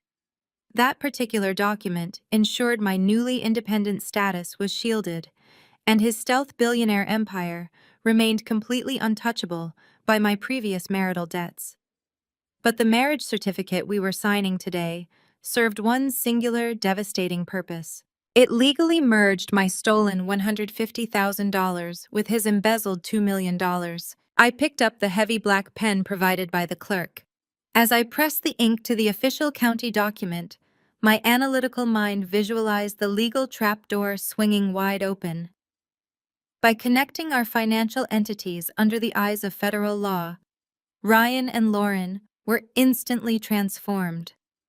They were no longer individual opportunists committing isolated acts of domestic theft and corporate embezzlement. My signature legally established a direct, undeniable link between the two crimes. They were now officially co-conspirators in a massive federal racketeering structure. I signed my full name, watching the ink dry on the page. That single stroke of a pen forged the final unbreakable chain. Ryan's fraudulent $500,000 line of credit, backed by my former father-in-law Richard's sprawling estate, was now inextricably bound to the active federal investigation surrounding Harrison's corporate funds. The trap was locked. There was absolutely no escaping through bankruptcy court. There were no corporate veil protections left for them to hide behind. They were entirely exposed to the full crushing weight of the United States Department of Justice. We were directed down a narrow hallway into a small fluorescent lit room where a municipal judge waited to officiate the brief procedure. The ceremony lasted exactly 4 minutes. Harrison and I stood side by side before the wooden podium, our postures rigid and fiercely professional. The judge looked between us, clearly confused by the sheer lack of warmth or affection. We did not hold hands. We simply stared straight ahead, focused entirely on the transaction. When the judge asked for our vows, we simply agreed to the standard legal terms mandated by the state. There were no rings exchanged. There was no dramatic music playing in the background, and there was absolutely no kissing the bride. The judge stamped the certificate with a loud, hollow thud, officially declaring us legally married. Harrison took the authenticated copies of the marriage certificate and slid them securely into his leather briefcase. We turned and walked right back out into the cold morning air. As we navigated the marble corridors heading for the exit, my encrypted phone vibrated in my pocket. It was a secure text message from Jamal, my former brother-in-law and our crucial inside man. The message was brief and highly technical. The bank compliance officers just triggered the secondary verification hold on Richard's collateral. The federal wire fraud flag is active in their internal system. The freeze will take effect globally within 48 hours. I showed the screen to Harrison as we pushed through the exit doors. He read the text without breaking his stride. His jaw tightened in a look of dark, profound satisfaction. Ryan was likely spending his morning tasting expensive catering menus or selecting premium floral arrangements for his lavish country club party. He was swiping stolen credit cards, completely oblivious to the fact that a federal net had just tightened permanently around his neck. The sheer hubris of his actions was about to collide with the uncompromising reality of federal law. We reached the bottom of the courthouse steps. The city traffic buzzed loudly around us, a symphony of horns and rushing engines. Harrison stopped walking. He buttoned his suit jacket and turned to face me. The brisk wind caught the edge of his coat, revealing the absolute calculating coldness in his dark eyes. He looked at me, a woman who had just legally tied her vengeance to his corporate empire, a woman who had refused to be a victim and instead chose to become a tactical weapon. "Ready to crash a party?" he asked, his voice dropping to a low, dangerous register. I looked back at him, my analytical mind perfectly aligned with the impending destruction. I thought of the empty bank account, the forged documents, and the cruel, arrogant smiles of the family that had tried to bury me. "I am ready to end it," I replied. Friday evening arrived with a crackling electric tension in the air. The 48 hours since our courthouse vows had been a blur of silent strategic maneuvering. Now, standing in the master suite of Harrison's penthouse, I prepared for the final phase of the operation. This was not just a social event. This was an execution, and an execution demands proper attire. For 6 years, I had dressed to appease the fragile egos of Ryan and his family. I wore conservative navy slacks, muted beige cardigans, and sensible flats. Patricia used to offer backhanded compliments, telling me my wardrobe was wonderfully practical for a woman who spent her life hiding behind a computer monitor. Ryan preferred me invisible, fading into the background, so his flashy sales director persona could command the spotlight. Tonight, I was shedding that invisibility completely. I was stripping away the discarded, boring wife narrative they had so eagerly constructed for me.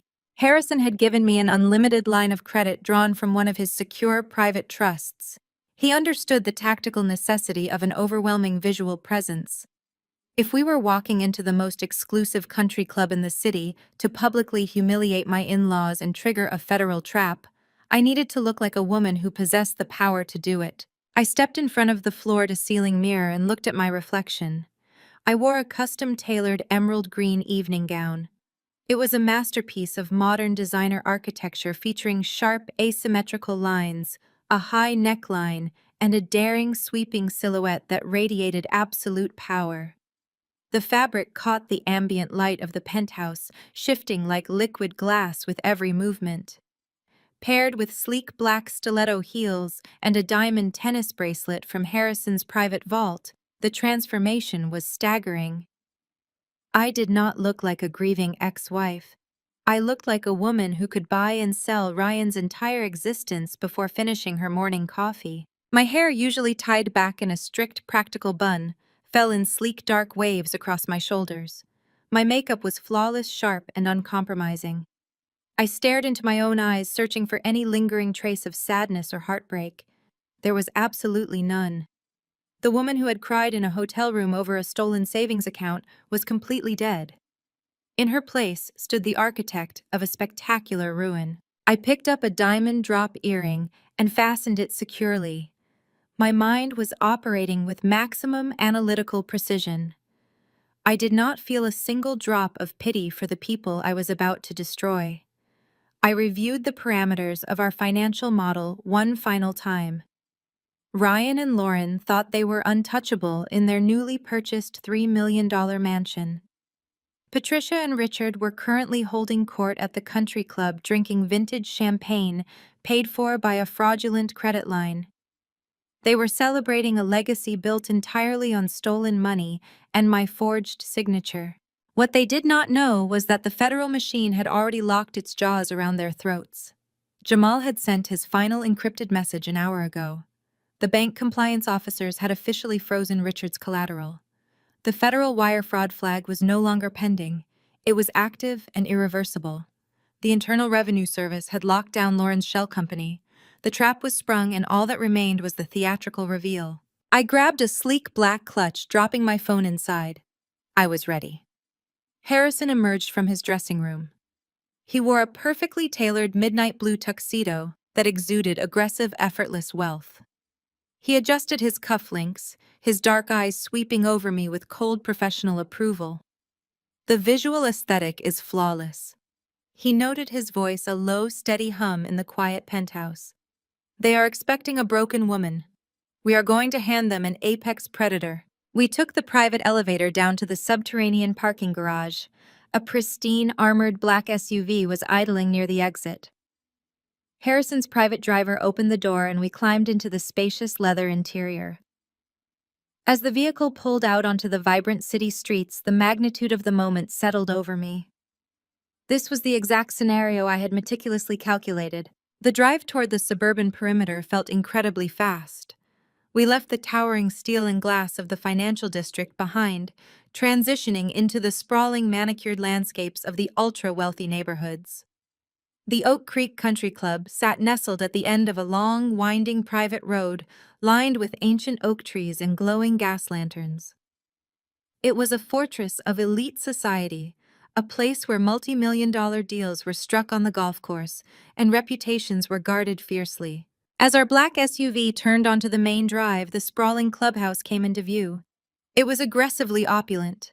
Valets in crisp uniforms were rushing frantically back and forth, opening doors for the city's highest society members. Expensive sports cars and luxury sedans formed a long line at the entrance. The building itself glowed with warm golden light spilling out from the massive ballroom windows. I could hear the faint, elegant hum of a live string quartet drifting through the crisp evening air. Patricia had spared absolutely no expense. She wanted this engagement and gender reveal party to serve as a glorious coronation for Lauren and Ryan. She wanted to cement their status among the elite, proving to all her wealthy friends that her son was a massive success. The irony was almost too sweet to bear.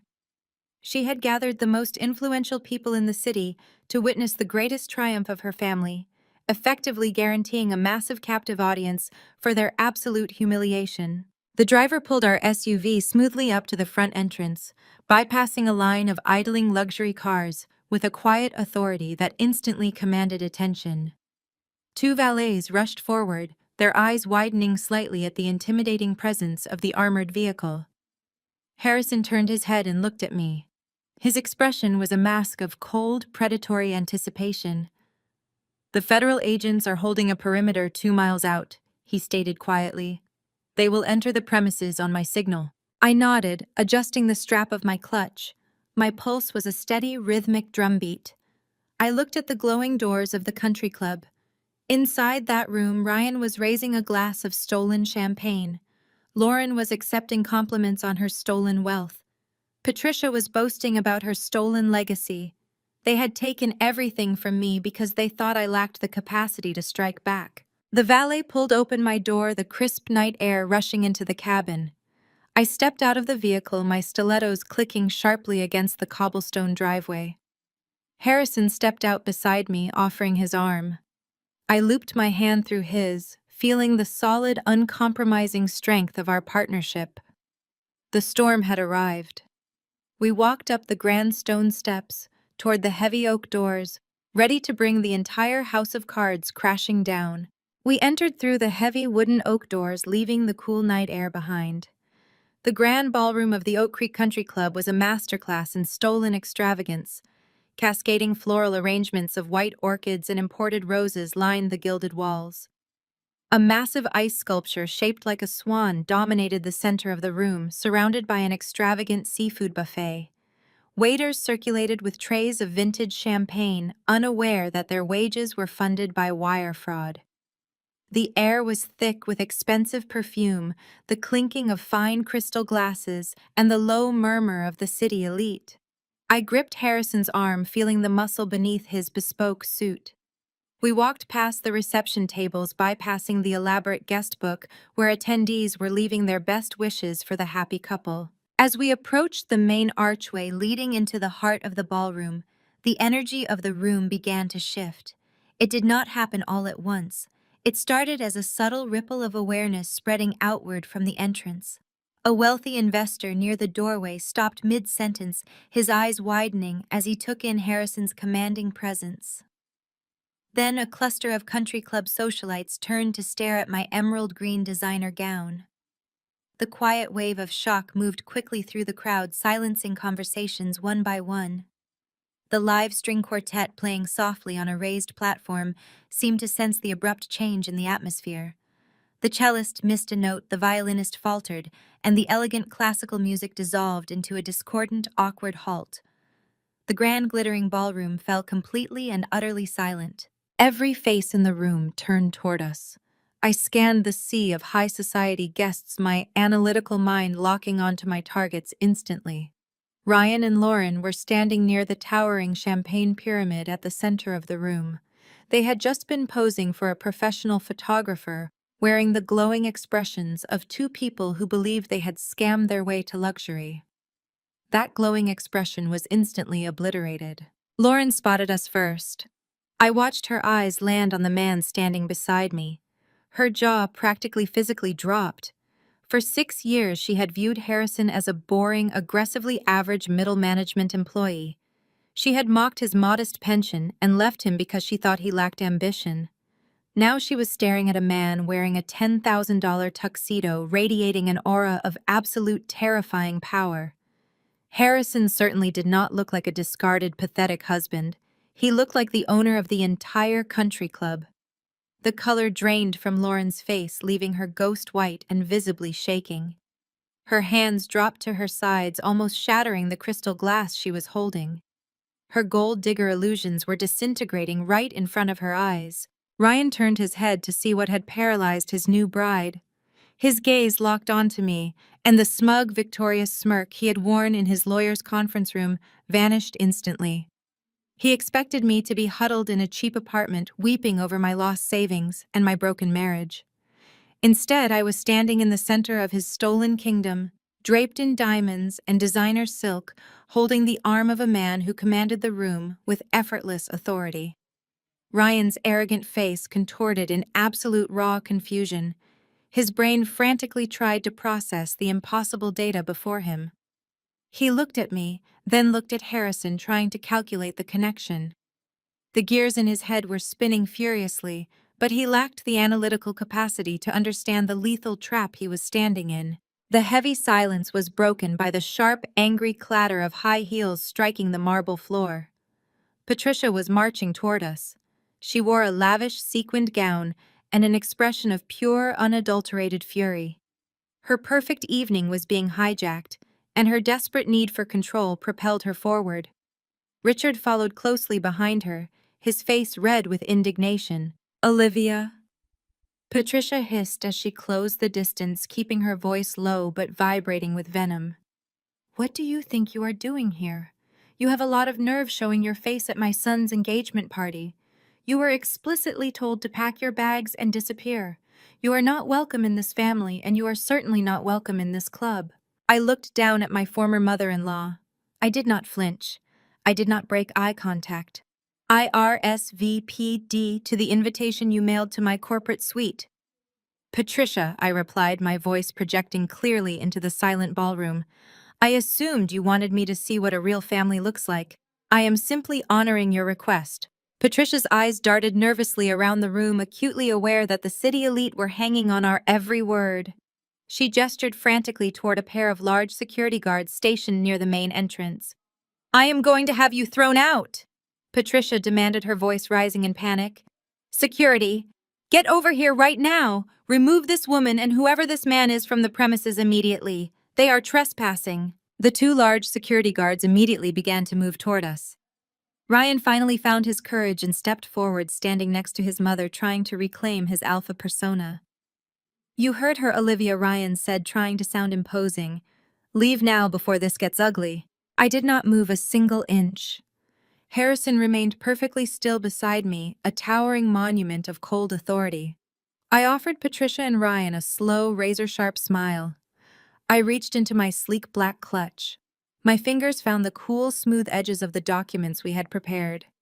I pulled out a heavy, matte black envelope, holding it up so the polished ballroom lights caught its surface. I would not do that, Patricia, I said, my voice cutting through the heavy tension with absolute lethal certainty.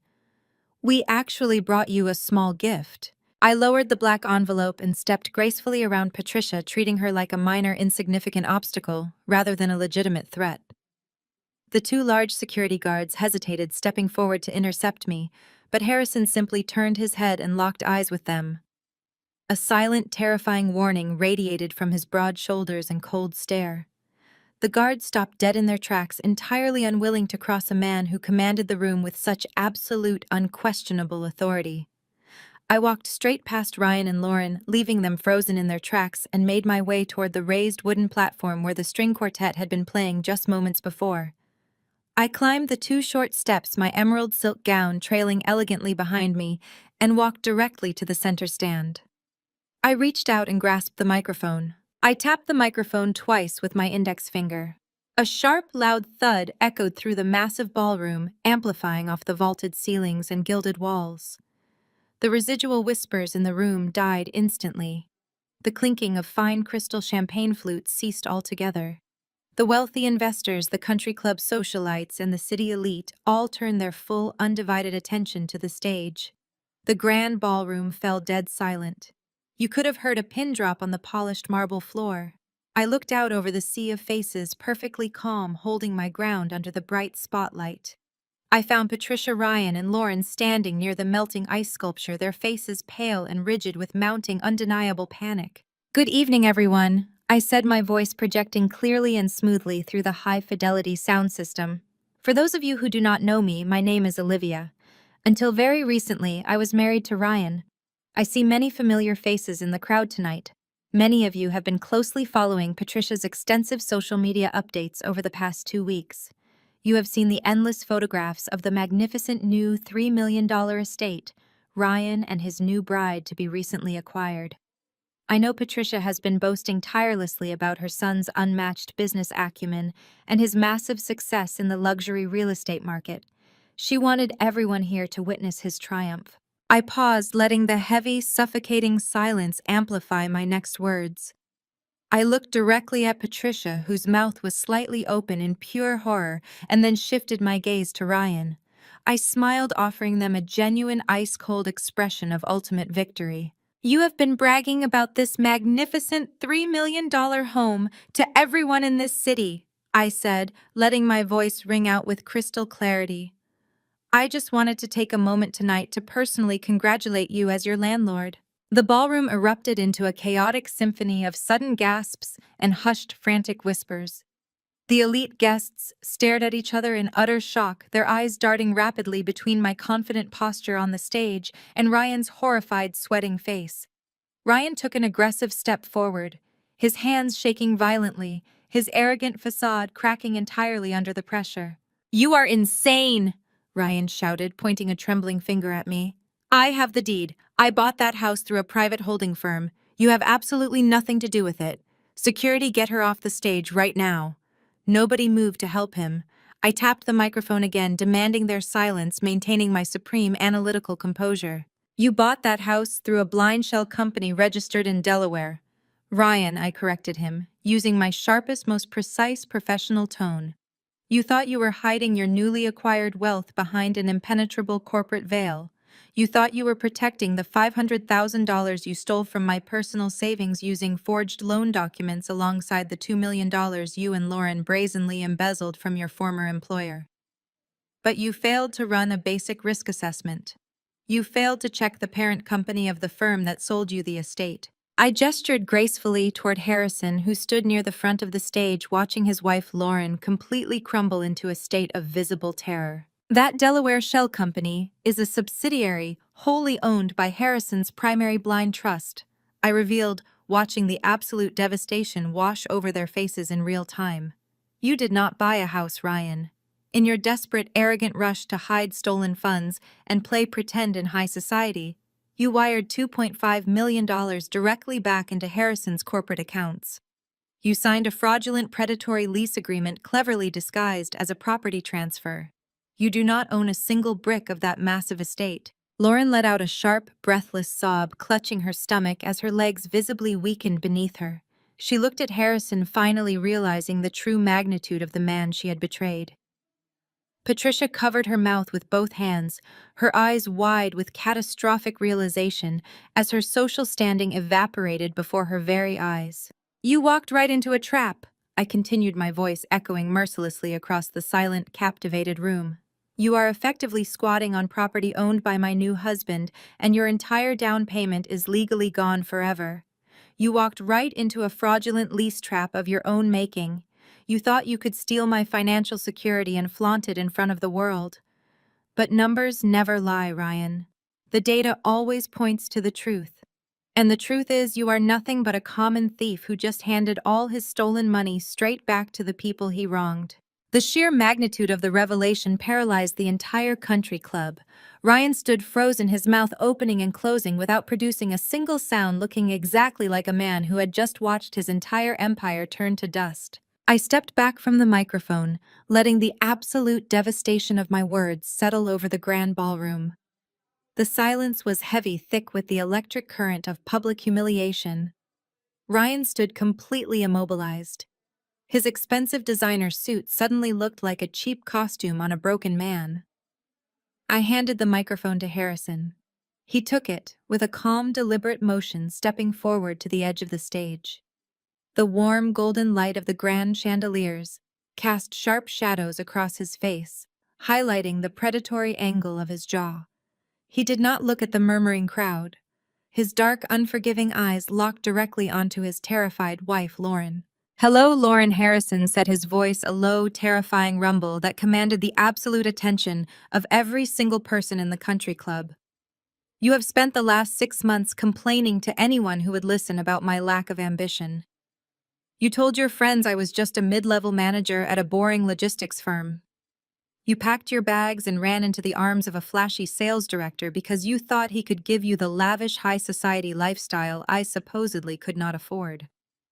You wanted to be a billionaire's wife, Lauren. You just never realized you already were one." Lauren physically recoiled, taking a trembling step backward.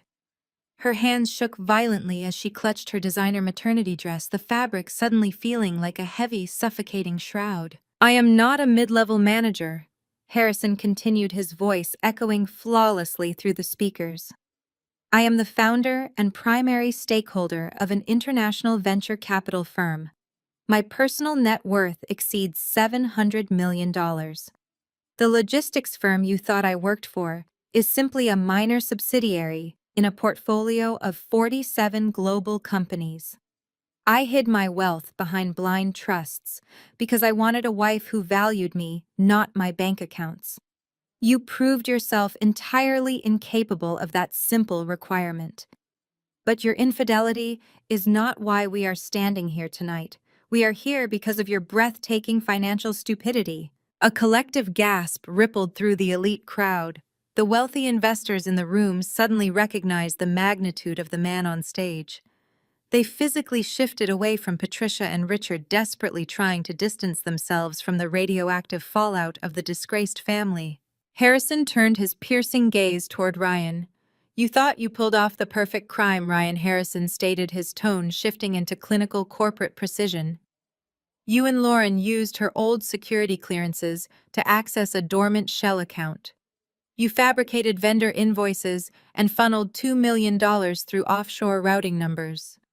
You thought you were stealing untraceable liquid cash from a disorganized corporate entity. You were entirely wrong." Ryan swallowed hard, sweat beading on his forehead and dripping down his neck. He tried to speak, but his vocal cords completely failed him. The arrogant salesman was dead. "That account was not dormant," Harrison explained, gripping the microphone effortlessly. "It was an active, highly regulated corporate lending trust. In the eyes of federal banking laws, you did not just steal $2 million. You executed an unauthorized secured corporate loan. And because you deliberately used fraudulent credentials to initiate those wire transfers, you immediately violated federal banking statutes. But that alone was not enough for me. I needed to ensure you could never walk away from this debt. I needed to trap you permanently." Harrison looked over at me, a brief flash of profound professional respect passing between us before he focused back on Ryan. "That is where my brilliant wife came in," Harrison announced. "Olivia knew you were too arrogant to read the fine print of your own legal victories. When you forced her to sign over the rights to your marital home, my elite team of corporate litigators inserted a highly specialized poison pill into the indemnification section of your quitclaim deed. By accepting sole ownership of the house, you unconditionally bound any and all of your current and future assets to your existing liabilities. You legally tied the forged mortgage documents directly to the embezzled corporate funds. You merged the crimes, Ryan." Ryan's knees visibly buckled. He grabbed the edge of a nearby cocktail table to keep himself from collapsing onto the polished marble floor. Patricia let out a strangled, breathless cry, finally understanding the catastrophic magnitude of her son's arrogant mistakes. "By signing that contract," Harrison continued, his voice cold and unforgiving, "you triggered an immediate default on the $2 million corporate loan. The penalty clauses for fraudulent extraction and breach of contract are severe. They include an aggressive compounding penalty interest rate and immediate restitution demands. You explicitly waived your right to corporate veil protections. You explicitly waived your right to a bankruptcy discharge." Harrison paused, letting the absolute horror of the situation wash over his targets. He delivered the final crushing blow with the surgical precision of a true apex predator. "As of 4 o'clock this afternoon," Harrison stated, "the total outstanding balance on your fraudulent corporate loan, including the compounded penalty interest and federal default fines, exceeds $20 million. You are personally liable for every single cent. The debt is entirely non-dischargeable. You will owe me that money until the day you die, and the federal government is going to liquidate every single asset you possess to recover it." Lauren let out a sharp, agonizing wail.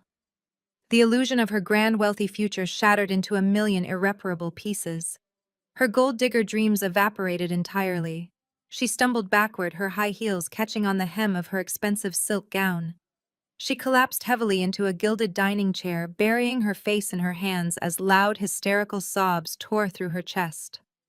She had thrown away a $700 million husband for a man who was now $20 million in debt and facing federal prison. Ryan stood frozen, his eyes wide and vacant. He looked at the massive ice sculpture, the cascading white orchids, and the hundreds of elite guests who were staring at him with absolute disgust. He had invited the entire city to witness his coronation, and instead he had provided them with front-row seats to his total financial and legal execution. The suffocating silence of the ballroom shattered when Richard lunged forward.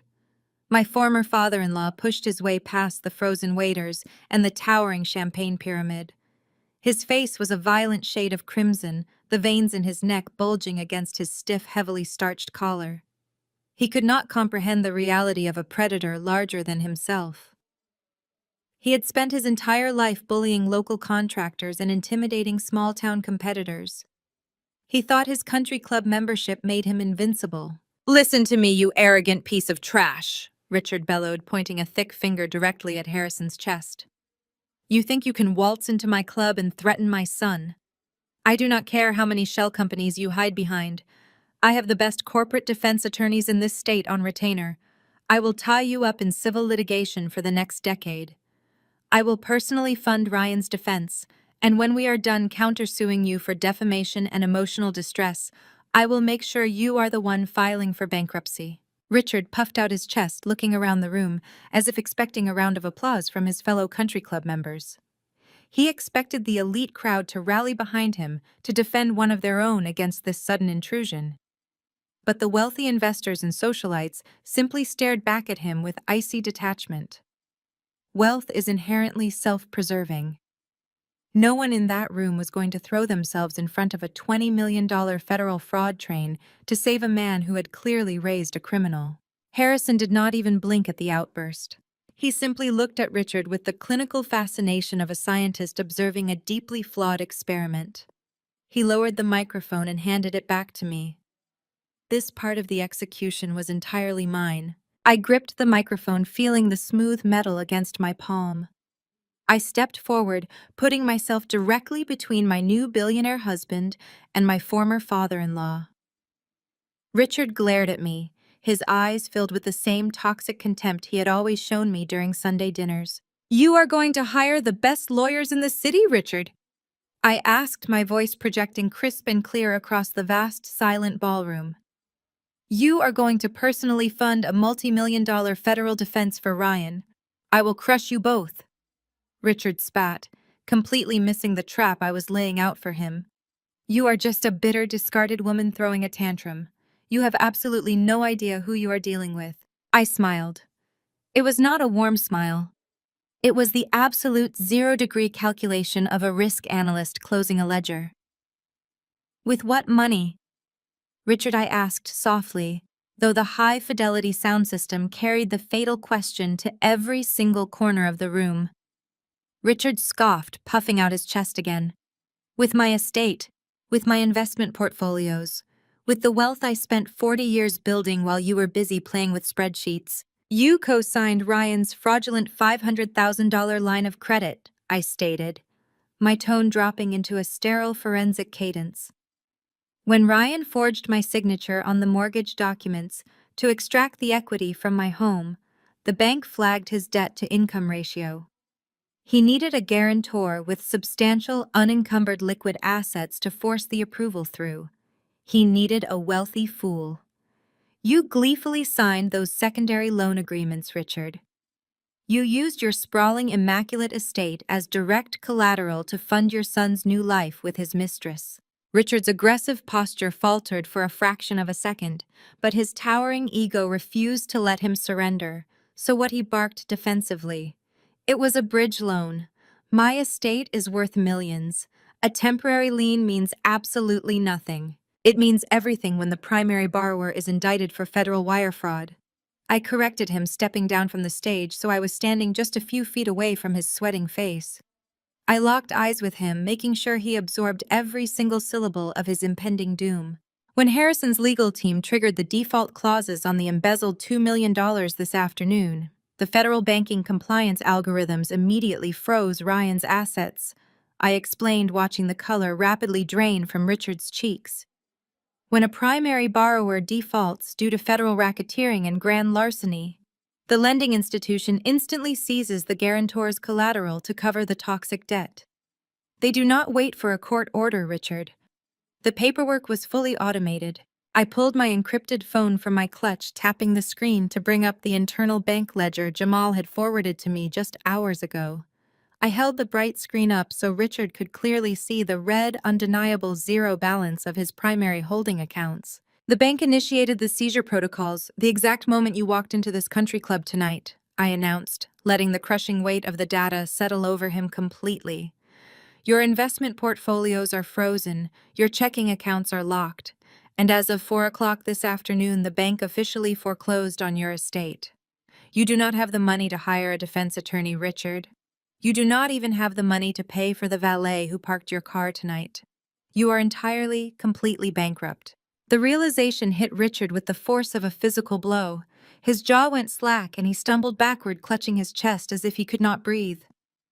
The arrogant patriarch of the family had been instantly reduced to a beggar in a tailored suit. A piercing, hysterical scream shattered the quiet elegance of the ballroom. Patricia clawed her way through the crowd, her sequined gown glittering as she lunged toward her husband. She grabbed Richard's lapels, shaking him violently. "Tell me she is lying!" Patricia shrieked, her voice cracking with raw, unadulterated panic. "Tell me we still have the house, Richard. Tell me we did not lose the estate for this stupid boy." Richard could not speak. He just stared blankly at the floor, his breathing shallow and rapid. Patricia released him and let out a sound of pure agony. The woman who had spent decades meticulously crafting an image of generational wealth, the woman who had mocked my practical clothes and demanded I treat my stolen savings as a severance package, completely collapsed. She sank to the marble floor of the country club, sobbing uncontrollably, her perfect hair and makeup ruined by the sudden violent erasure of her entire social identity. A few feet away, Natalie began to weep loudly. She clutched her expensive designer handbag, realizing that her inheritance, her trust fund, and her privileged lifestyle had just evaporated into the night sky. The wealthy guests who had once eagerly accepted Patricia's invitations now looked at her with blatant, unfiltered disgust. They whispered behind their hands, shaking their heads at the sheer scale of the family's disgrace. Nobody reached out to help them. The perfect, arrogant family was crumbling publicly in front of their elite peers. They were being stripped of every ounce of dignity, wealth, and power they had ever claimed to possess. I stood beside Harrison, watching the wreckage of their lives spread across the ballroom floor. They had tried to bury me in the dark, but I had dragged them into the light and burned their empire down to the foundation. The crowd of wealthy socialites and venture capitalists remained absolutely frozen, captivated by the sheer magnitude of the destruction. No one dared to speak or intervene. They simply watched as Patricia sobbed on the marble floor and Richard stared into the void of his own financial ruin. It was in this heavy, suffocating silence that a new variable entered the equation. From the periphery of the paralyzed crowd, a single figure detached himself from the murmuring elite. Jamal stepped forward, his posture radiating the quiet, formidable confidence of a man who had spent his entire career dismantling financial lies. He walked past his weeping wife Natalie, who reached out a trembling hand toward him. Jamal did not even glance in her direction. He bypassed Richard and Patricia, moving with absolute purpose until he reached the stage. He took his place directly beside Harrison and me, completing our tactical triad. The shock on Ryan's face mutated into a fresh wave of horror. He looked at his brother-in-law, the man he had frequently dismissed at family dinners, suddenly realizing the fatal flaw in his domestic strategy. Jamal reached inside the breast pocket of his tailored suit. With a swift, practiced motion, he pulled out his official auditor's badge and a thick, heavy manila file. He did not hand it over gently. He tossed the file onto the nearest cocktail table. The thick stack of financial logs hit the glass surface with a sharp, resounding smack that echoed through the ballroom. "I warned you, Ryan," Jamal said, his deep baritone cutting through the tension with lethal precision.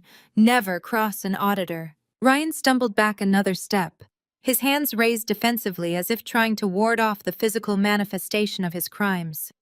"You," Ryan stammered, his voice cracking under the weight of his mounting panic. "You gave them the bank logs. You set us up." "I did not set you up," Jamal replied smoothly, adjusting his jacket. "I simply executed a routine compliance check on a highly suspicious ledger. You forged your wife's signature to extract $500,000, routed it through unverified offshore accounts, and tied it to a corporate embezzlement scheme. You left a digital trail so wide and reckless that a first-year accounting intern could have flagged it. I just made sure the data reached the appropriate federal authorities before you could attempt to destroy the evidence.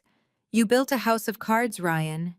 I just handed over the blueprints to the people bringing the wrecking ball." Natalie let out a shrill, betrayed gasp from her spot near the ice sculpture. "Jamal, how could you do this to your own family?" she cried, gesturing wildly to her parents on the floor. Jamal finally looked at his wife. his expression entirely devoid of sympathy. "This is not a family, Natalie," he stated coldly. "This is a criminal syndicate operating under the guise of suburban entitlement. I warned you all for years to stop treating Olivia like a disposable asset. You chose to protect a thief. I chose to protect the truth. My professional ethics are not subject to marital negotiation." Before Natalie could launch into another hysterical protest, a new piercing sound sliced through the ambient noise of the country club. It started as a faint wail in the distance, rapidly amplifying into a deafening mechanical scream. Flashing lights suddenly illuminated the towering ballroom windows. Brilliant, violent streaks of red and blue swept across the manicured lawns, cutting through the darkness and reflecting blindingly off the gilded mirrors and crystal chandeliers inside. The rhythmic, rotating glare washed over Ryan and Lauren, painting their terrified faces in alternating flashes of crimson and cobalt. The sirens wailed, with an aggressive, inescapable urgency, signaling the absolute end of their lavish delusion. The heavy oak doors of the grand ballroom burst open. The opulent reception area was instantly flooded with law enforcement personnel. A highly coordinated team of federal agents strode into the room, moving with the rapid, synchronized efficiency of a tactical strike force. They wore dark, heavy windbreakers, with the bright gold letters of the Federal Bureau of Investigation printed boldly across their backs. Local police officers trailed behind them, securing the exits and locking down the perimeter to ensure no one could slip away in the chaos. The sea of wealthy guests parted immediately, falling back to create a wide, clear path for the advancing agents. No one wanted to be standing anywhere near the blast radius. The lead federal agent, a tall woman with a severe expression and a badge clipped to her belt, walked directly toward the center of the room. She did not hesitate. Her eyes were locked onto her targets with unwavering professional focus. Two other agents flanked her, their hands resting casually near their utility belts. Ryan Blackwood and Lauren Blackwood, the lead agent, announced, her voice a sharp, commanding bark that left absolutely zero room for negotiation. Ryan threw his hands up in the air, frantically shaking his head. "This is a massive misunderstanding," Ryan pleaded, his voice breaking into a pathetic, high-pitched whine. "I have a corporate attorney. I can explain the transfers.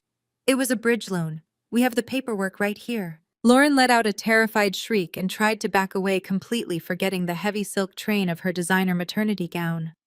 She tangled her high heels in the expensive fabric and fell hard against the edge of a catering table, sending a tray of crystal champagne flutes crashing to the floor in a chaotic spray of glass and expensive liquor. The agents did not slow down. They closed the distance instantly.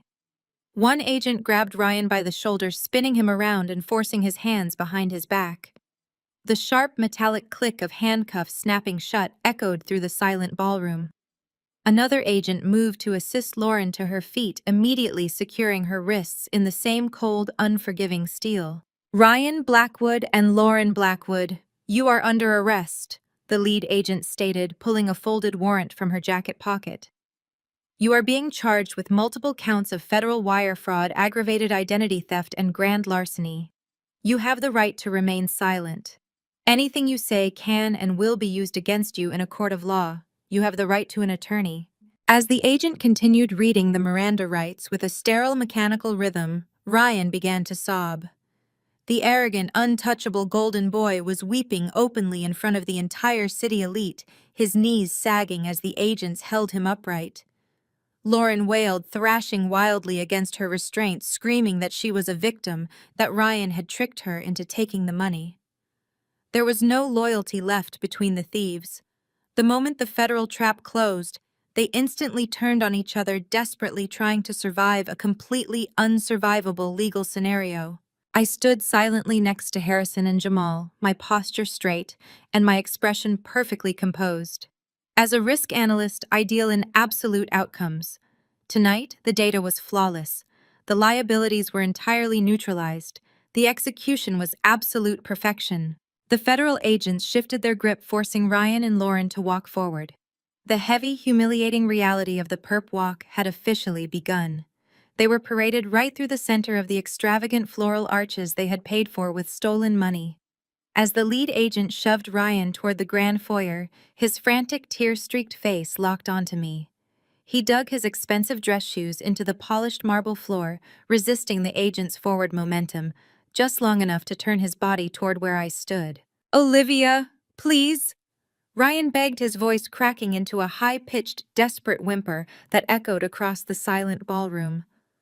"Tell them it is a mistake. Tell them it was just a marital dispute over the house. We were married for 6 years, Olivia.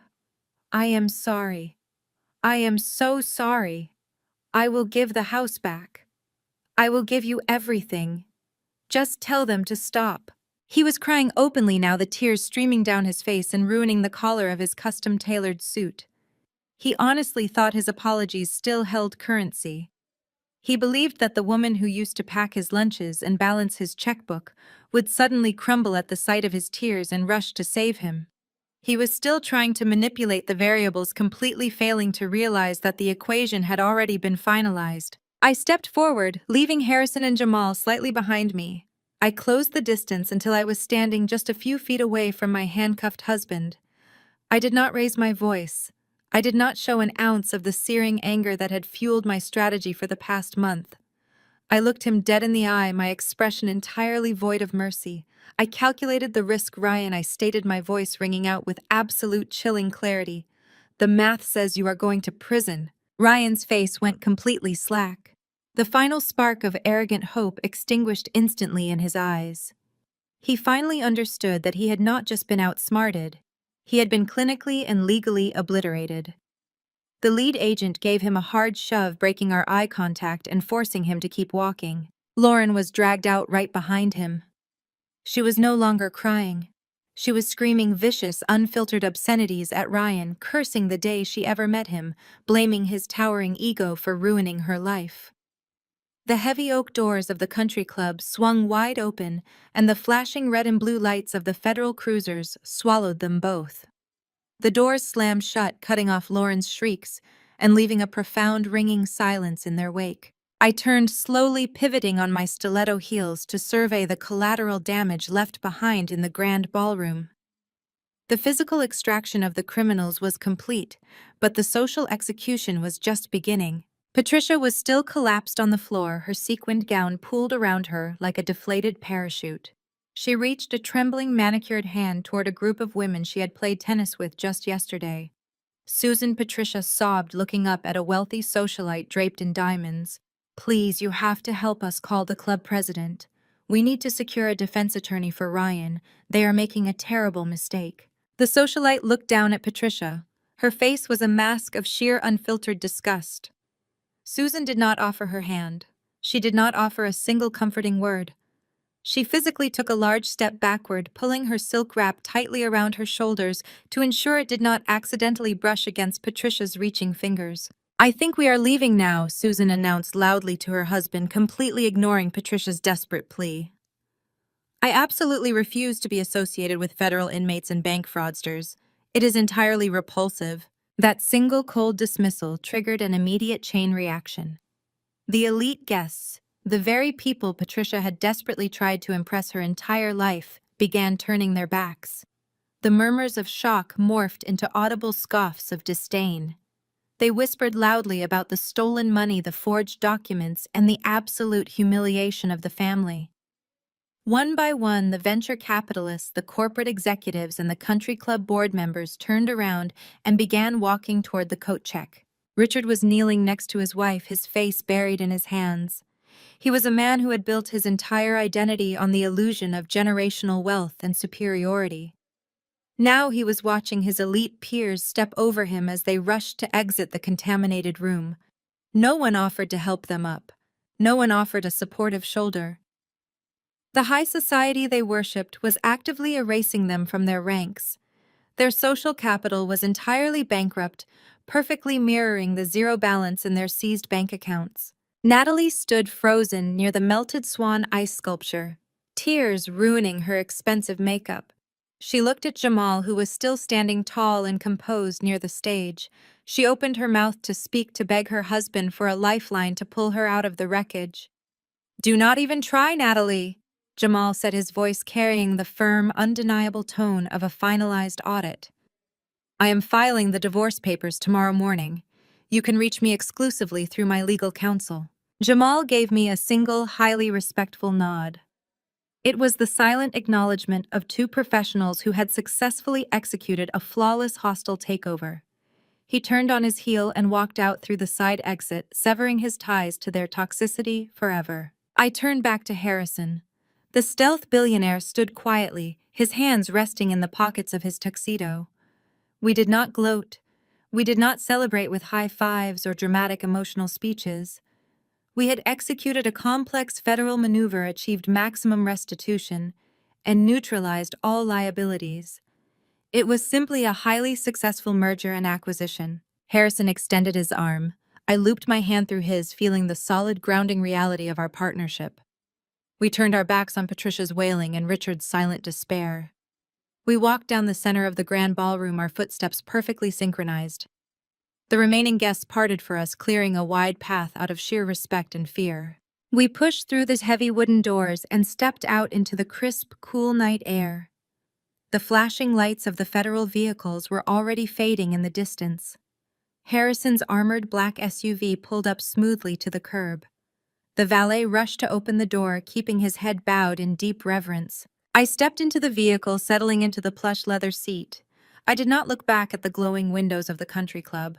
I left the toxic family exactly where they belonged, utterly and absolutely in ruins. 6 months later, the dust had completely settled. The federal justice system moves with devastating efficiency when presented with an ironclad, perfectly documented case. Ryan is currently serving an 8-year sentence in a federal correctional institution, though I highly doubt his arrogant sales director persona is winning him any friends in the cafeteria. Lauren avoided jail time by taking a plea deal and turning state's evidence against him. She is currently working a minimum wage retail job, her gold digger ambitions permanently extinguished by the crushing reality of federal probation and a felony record. As for Patricia and Richard, their descent was absolute. The bank seized their sprawling estate, liquidating every antique vase and luxury vehicle to cover the fraudulent collateral. They filed for bankruptcy, but because the debt was tied to a federal fraud conviction, the remaining penalties survived the discharge. They now live in a cramped 2-bedroom rental apartment on the outskirts of the city. I heard through mutual acquaintances that Patricia refuses to leave the house, entirely incapable of facing the local grocery store cashiers who used to serve her at the country club. They built their entire identity on an illusion of superiority, and without their wealth, they are simply empty, miserable people. My arrangement with Harrison concluded just as cleanly as it began. We stood in the same municipal courthouse, signing the annulment papers with the exact same clinical precision we used to secure our marriage certificate. We shook hands, dissolving our legal union, but cementing a lifelong professional alliance. That afternoon, my banking dashboard pinged with an incoming wire transfer from his primary trust.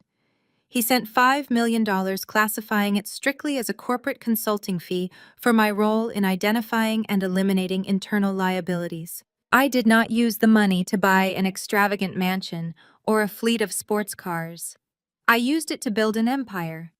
I leased a sleek, high-floor office space in the financial district and launched my own elite risk management consulting firm. We specialize in corporate asset protection and hostile takeover mitigation. My very first executive hire was Jamal. He walked away from his toxic marriage with Natalie and joined me as my chief financial officer. Together we run the sharpest, most ruthless analytical team in the city.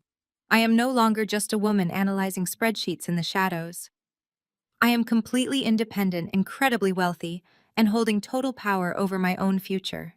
The most expensive lesson a trader can learn is that you never show your cards until the game is over. Have you ever smiled while watching your enemies walk blindly into their own destruction? Tell me your story in the comments below. If this journey of reclaiming power resonated with you, hit the like button and subscribe for more stories of ultimate justice. Thank you for watching, and remember to never underestimate the quiet ones.